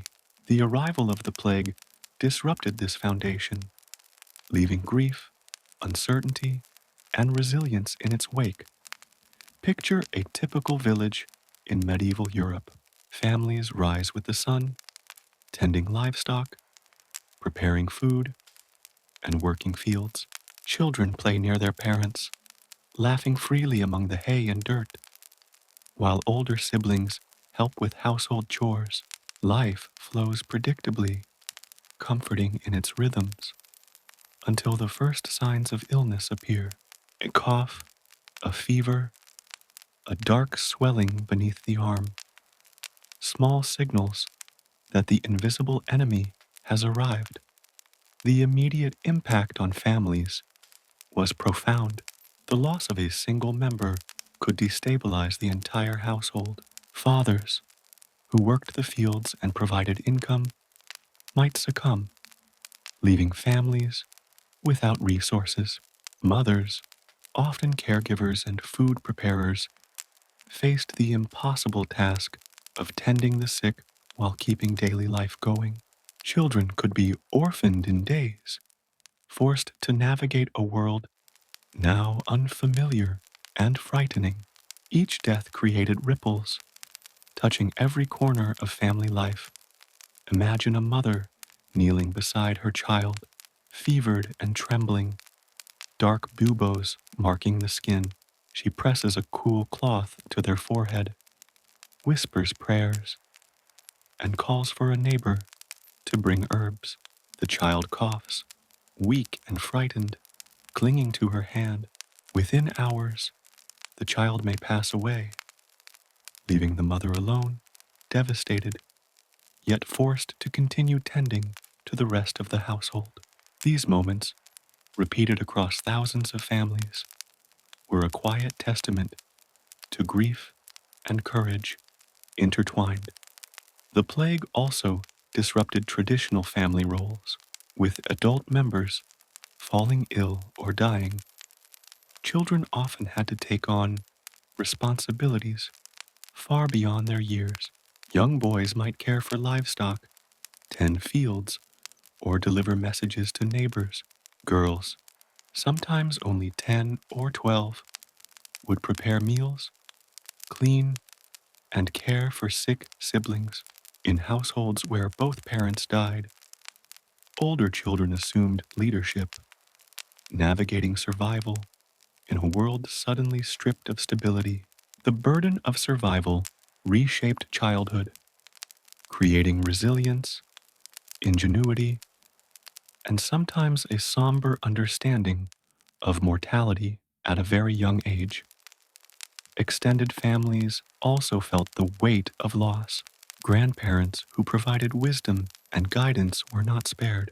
Aunts and uncles who supported households disappeared. Entire branches of kinship vanished, leaving survivors to reconcile memory with absence. Letters and diaries of the time speak of the struggle to maintain family connections, to care for the remaining members, and to mourn those lost. Grief became a shared, pervasive experience, a quiet shadow stretching across generations. The plague forced families to confront fear in ways previously unimaginable. Physical contact became dangerous. Loving gestures, embracing, holding hands, tending wounds, carried risk. Some families isolated the sick, creating barriers of cloth, wood, or distance. While these measures were necessary, they also introduced emotional anguish. Parents separated from dying children, siblings barred from helping one another, and spouses forced to watch in silence as their partner succumbed. The human instinct to care collided with the reality of contagion, creating moments of profound emotional tension. In wealthier households, the effects were no less severe, though resources sometimes offered temporary mitigation. Servants and laborers who fell ill could no longer sustain domestic life. Homes that once buzzed with activity became quiet, halls empty, kitchens unused. Wealth could not purchase immunity, and the fear and grief of families remained constant, a reminder that the plague spared no one. The scale of mortality often meant that families had to adapt quickly or perish entirely. Widows became heads of households, taking on agricultural, commercial, or craft responsibilities. Orphans were sometimes taken in by distant relatives or neighboring households. Community structures shifted to accommodate the vast number of displaced or grieving individuals, creating new forms of familial and social bonds born of necessity rather than tradition. Marriage and courtship were also affected. Many families delayed or altered plans for union as the plague disrupted social gatherings, reduced populations, and created uncertainty. The absence of prospective partners and the fragility of life changed how people approached family planning, inheritance, and household management. The very fabric of family life, traditions, celebrations, and milestones, was rewritten in real time by the persistent shadow of mortality. Beyond logistics, the emotional impact was immense. Families who survived often carried survivor's guilt, mourning those who had perished while grappling with relief at their own survival. Children who had lost parents grew up with a constant awareness of impermanence. Adults who witnessed multiple deaths within a household understood life's precarious nature in ways that shaped decisions, relationships, and priorities for years. The emotional legacy of the plague stretched far beyond the immediate loss, influencing generations to come.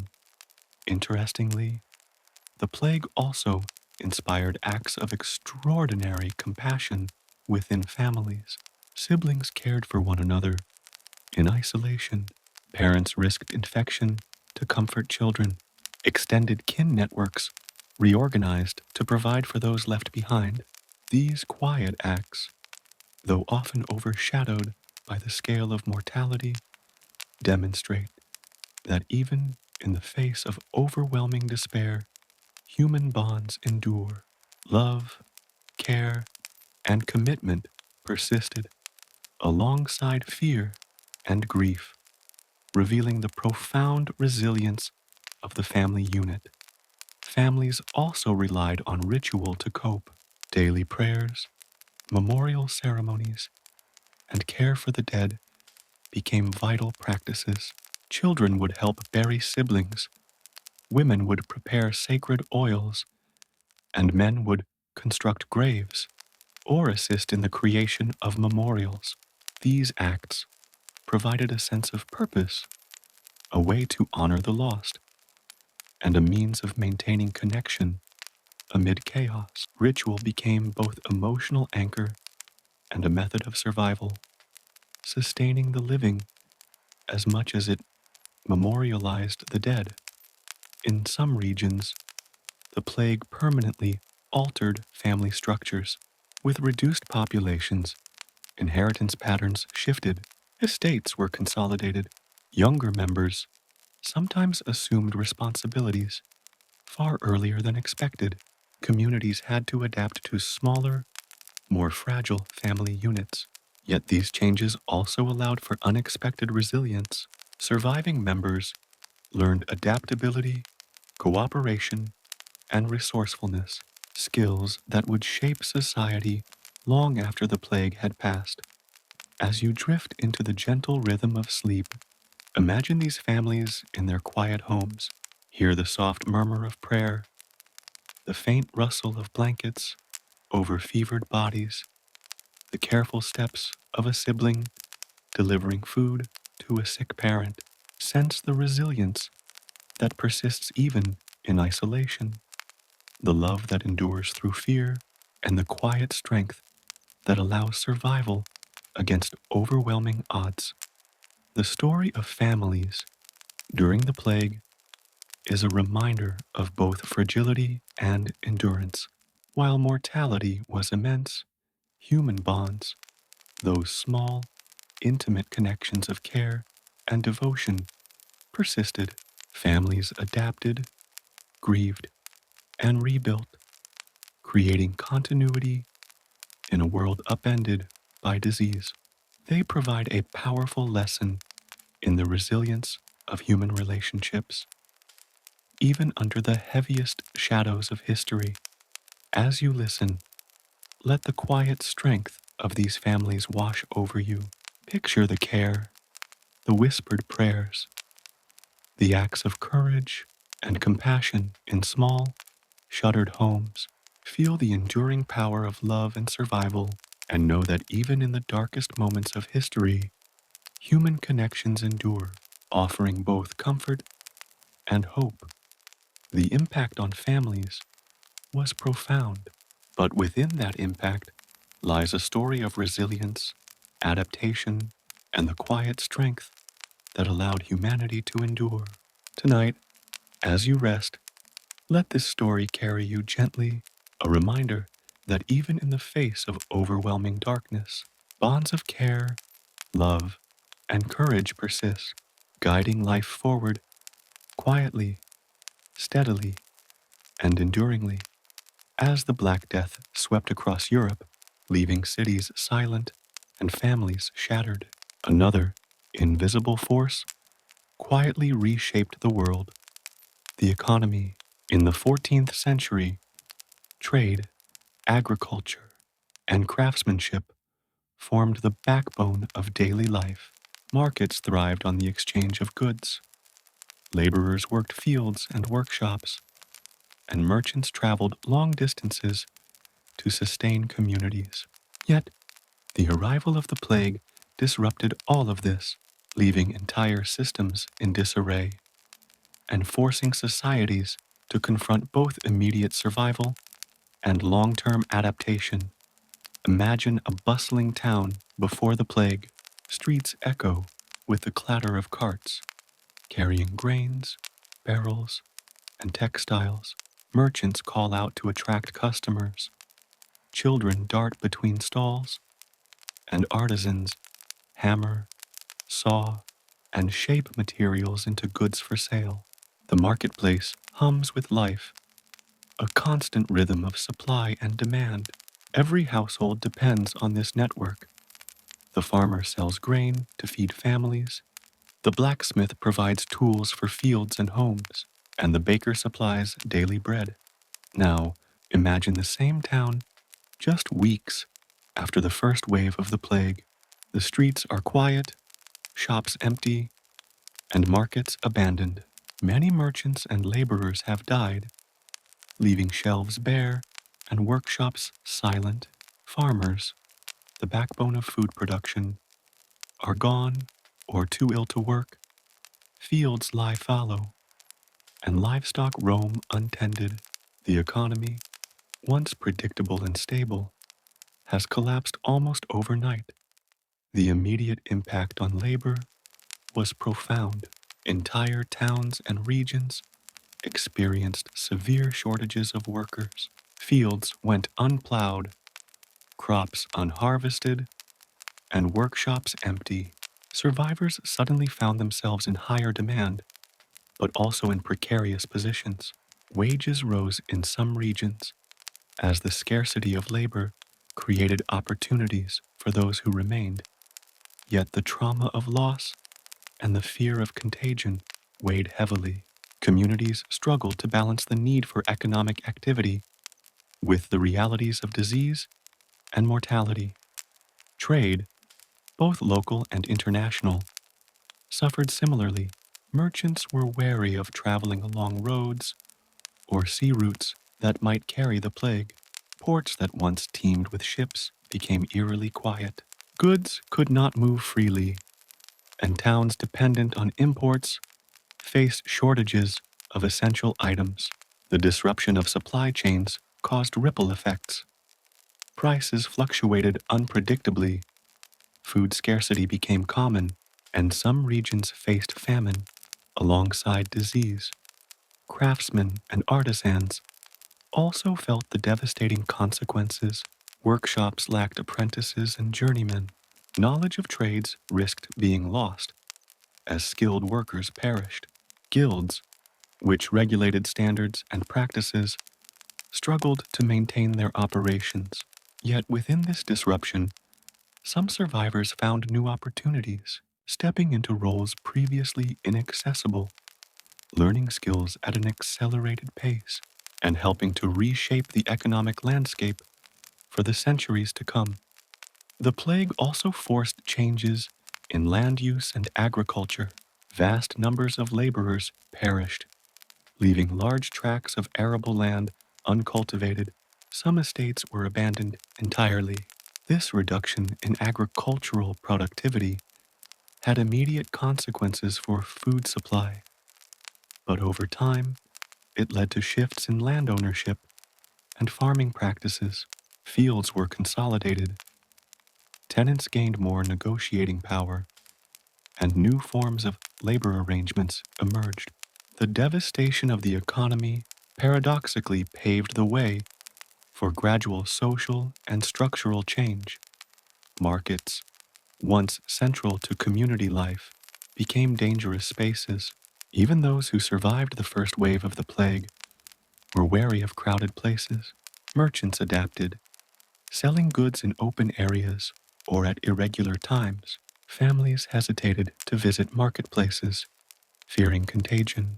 The quieting of commerce created a sense of isolation, yet also fostered innovation as communities sought alternative ways to sustain trade and supply. Debt and financial obligations also became pressing concerns. Estates, loans, and trade agreements were disrupted as participants died suddenly.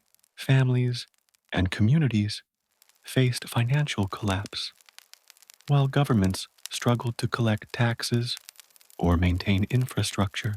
In some regions, kings and rulers attempted to impose wage controls or price limits, but these measures often clashed with the realities of labor scarcity and inflation. The economy was not merely slowed, it was unmoored, a vessel drifting in the midst of a storm. Yet, even amidst destruction, the human response shaped recovery. Survivors who inherited or assumed responsibility for lands and businesses discovered opportunities. Labor shortages allowed peasants to negotiate higher wages, to demand better conditions, and in some cases, to acquire land themselves. New entrepreneurial approaches emerged, adjusting to the altered demographics and shifting supply-demand dynamics. Out of devastation came adaptability, resilience, and eventual rebuilding. The plague's impact on cities was equally profound.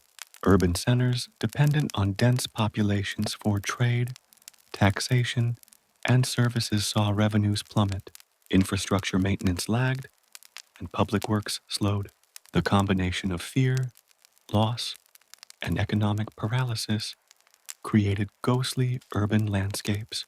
Streets once filled with voices and footsteps were now silent, save for the occasional healer, mourner, or laborer forced to continue essential work. Interestingly, the economic collapse also altered social dynamics. Wealthy landowners, facing labor scarcity, had to negotiate with peasants in ways previously unimaginable. Traditional hierarchies were challenged. In some regions, serfdom began to loosen as survivors gained bargaining power. The plague, while a destructive force, indirectly shifted social and economic structures. demonstrating how human societies adapt even in the face of overwhelming disruption. Commerce and trade eventually resumed, but slowly reshaped by the memory of loss. Merchants developed more cautious networks, communities emphasized local production, and survivors maintained awareness of vulnerability in the face of disease. Economic life learned resilience through experience, balancing risk, scarcity, and opportunity. As you imagine these quiet streets tonight, picture empty workshops, abandoned stalls, and fields left untilled. Hear the soft rustle of wind through empty marketplaces, the faint creak of a deserted cart, and the distant tolling of a bell that once marked a bustling day. Sense the uncertainty and disruption, but also notice the resilience of the few who remain, tending to essentials, maintaining trade, and quietly preparing the foundation for future recovery. The ruins of the economy remind us of both human fragility and adaptability. Even when systems collapse, human ingenuity and persistence endure. Survivors learned to navigate scarcity, rebuild infrastructure, and create new opportunities in a world dramatically altered by mortality.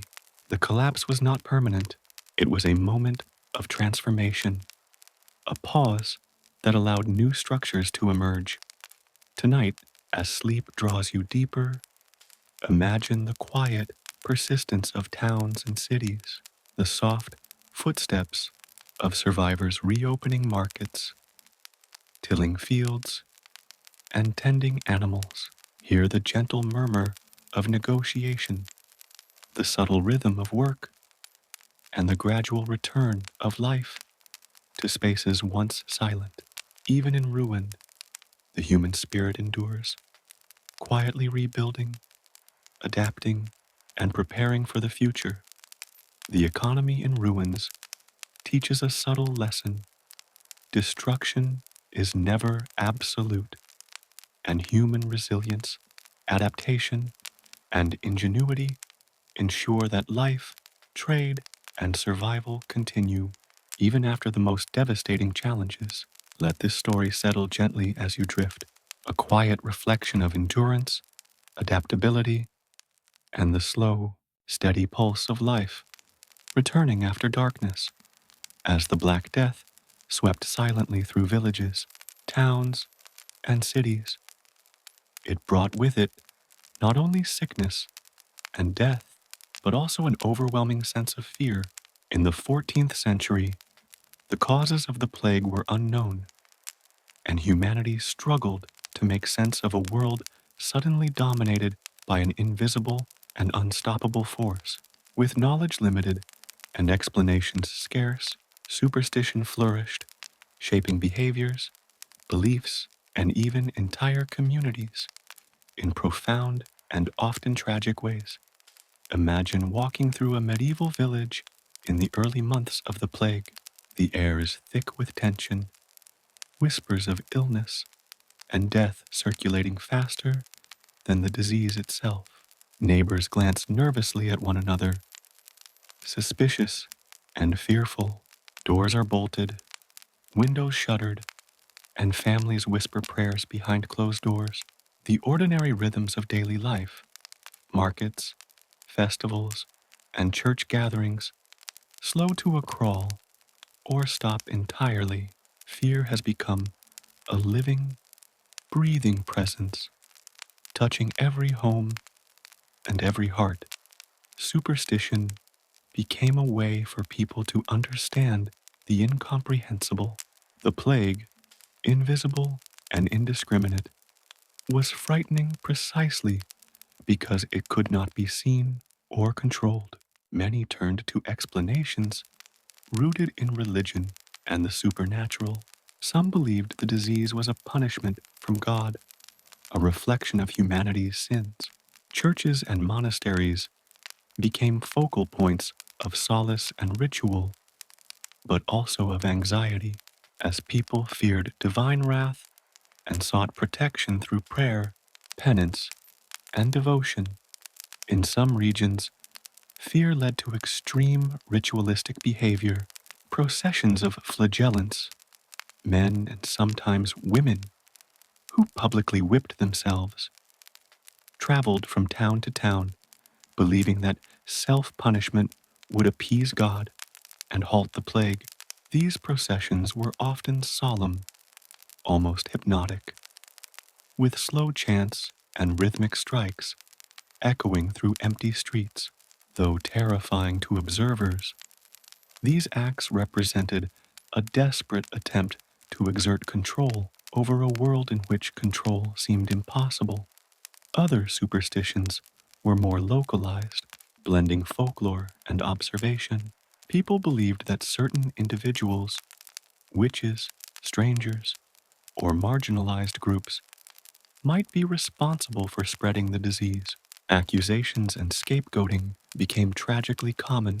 Communities, desperate for answers and targets, sometimes turned violence against those they feared, hoping that eliminating the perceived cause might restore safety.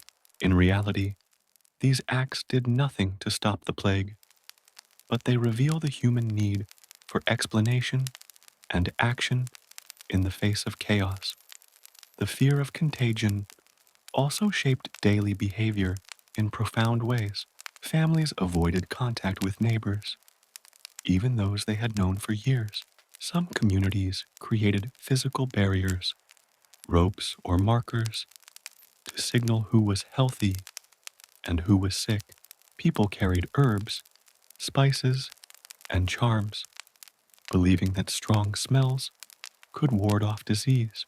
Windows were stuffed with fragrant plants, doorways sprinkled with salt, and amulets hung around necks.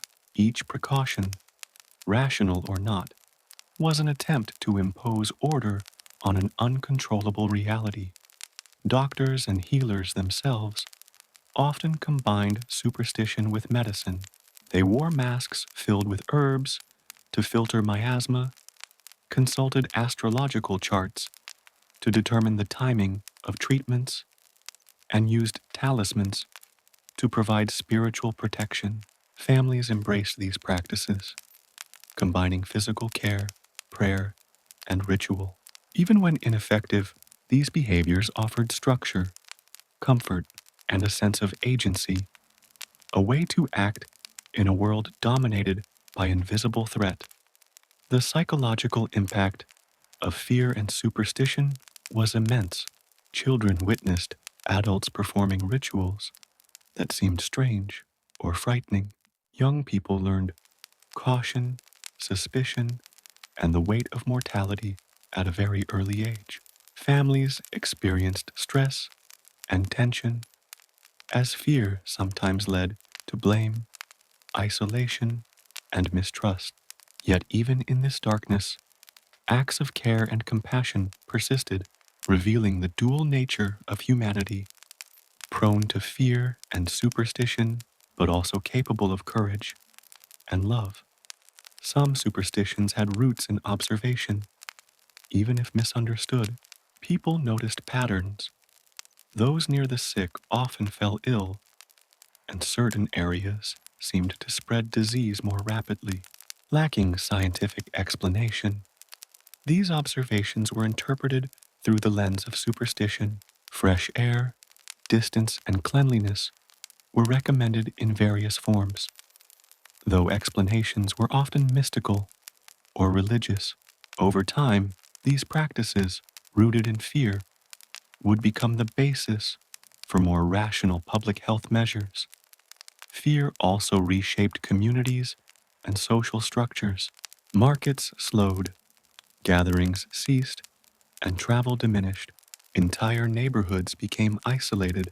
In towns where fear dominated, trade and communication suffered.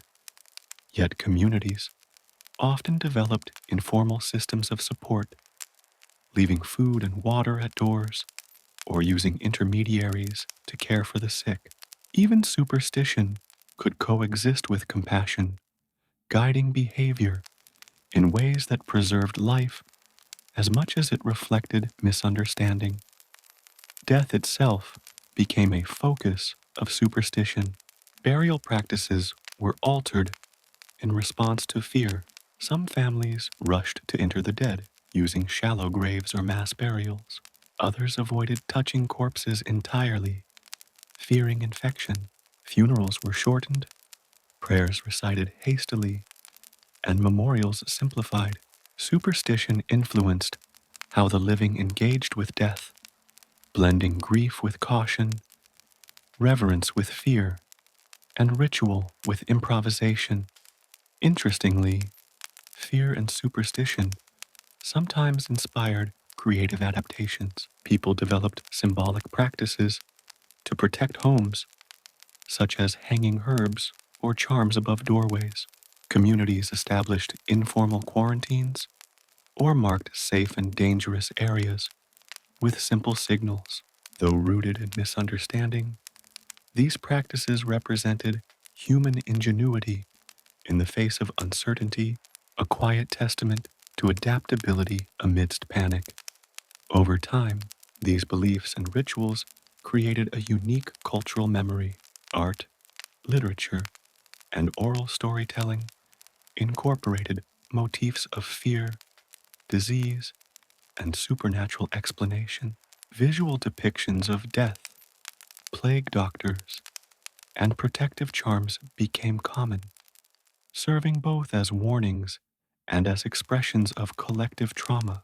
These cultural artifacts preserved not only memory, but also the lessons of survival, blending caution, ritual, and imagination. As you drift into sleep tonight, imagine a village cloaked in mist, streets empty except for figures moving slowly in ritual or care. Hear the quiet chants of flagellants, the soft footsteps of families tending to the sick, the subtle rustle of herbs in windows, and the distant tolling of church bells. Feel the pervasive tension of fear, yet notice the resilience, compassion, and adaptation that emerged alongside superstition.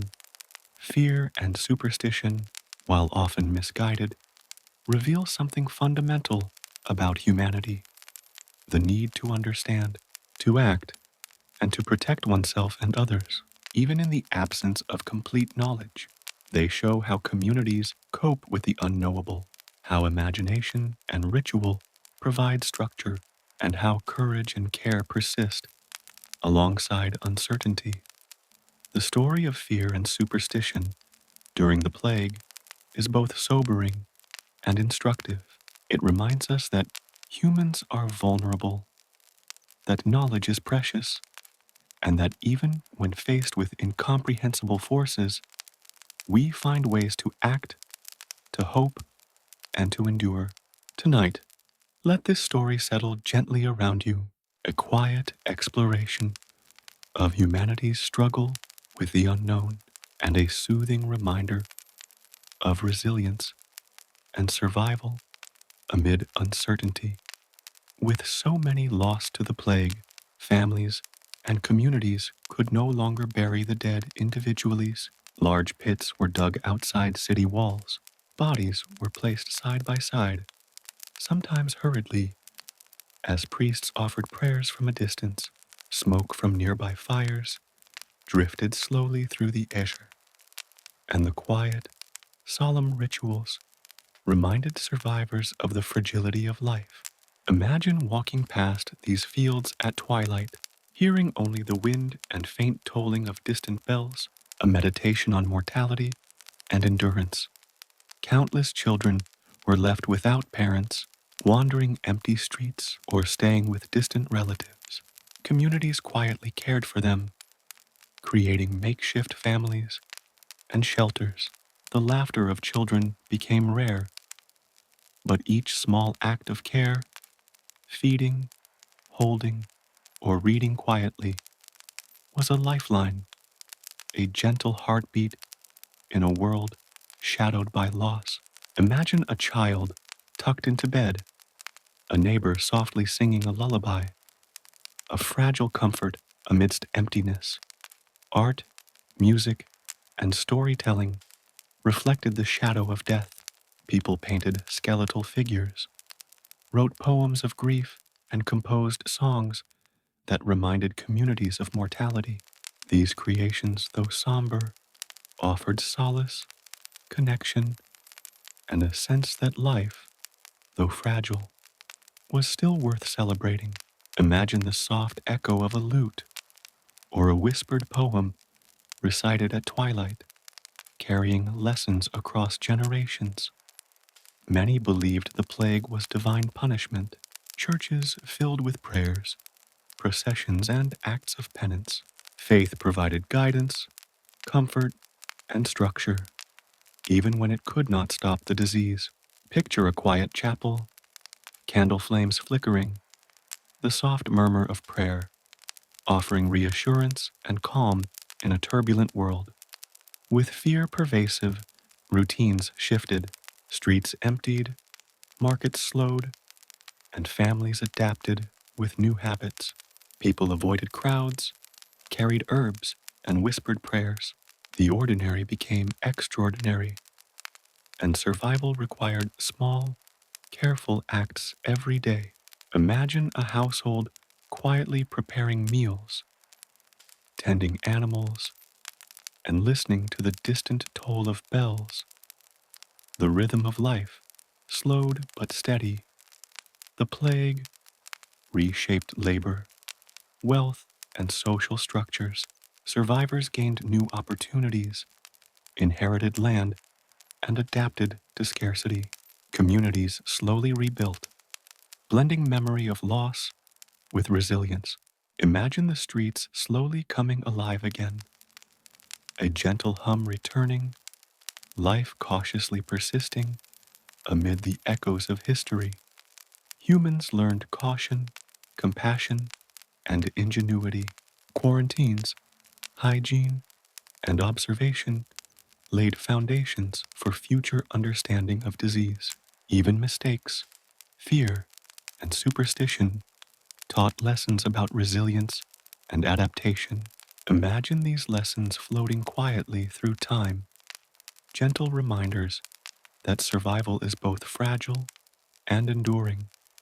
Looking back at the horrors of the plague reminds us how fortunate we are to live today. Medicine, knowledge, and communities protect us in ways unimaginable to our ancestors. Picture yourself breathing slowly, safe, warm, and quiet, feeling gratitude for the life and comfort around you. Now, with a smile on your face, you will have a good understanding of why being born after the plague is a blessing, and you can drift into a peaceful sleep. Goodbye, dear friend. See you next time.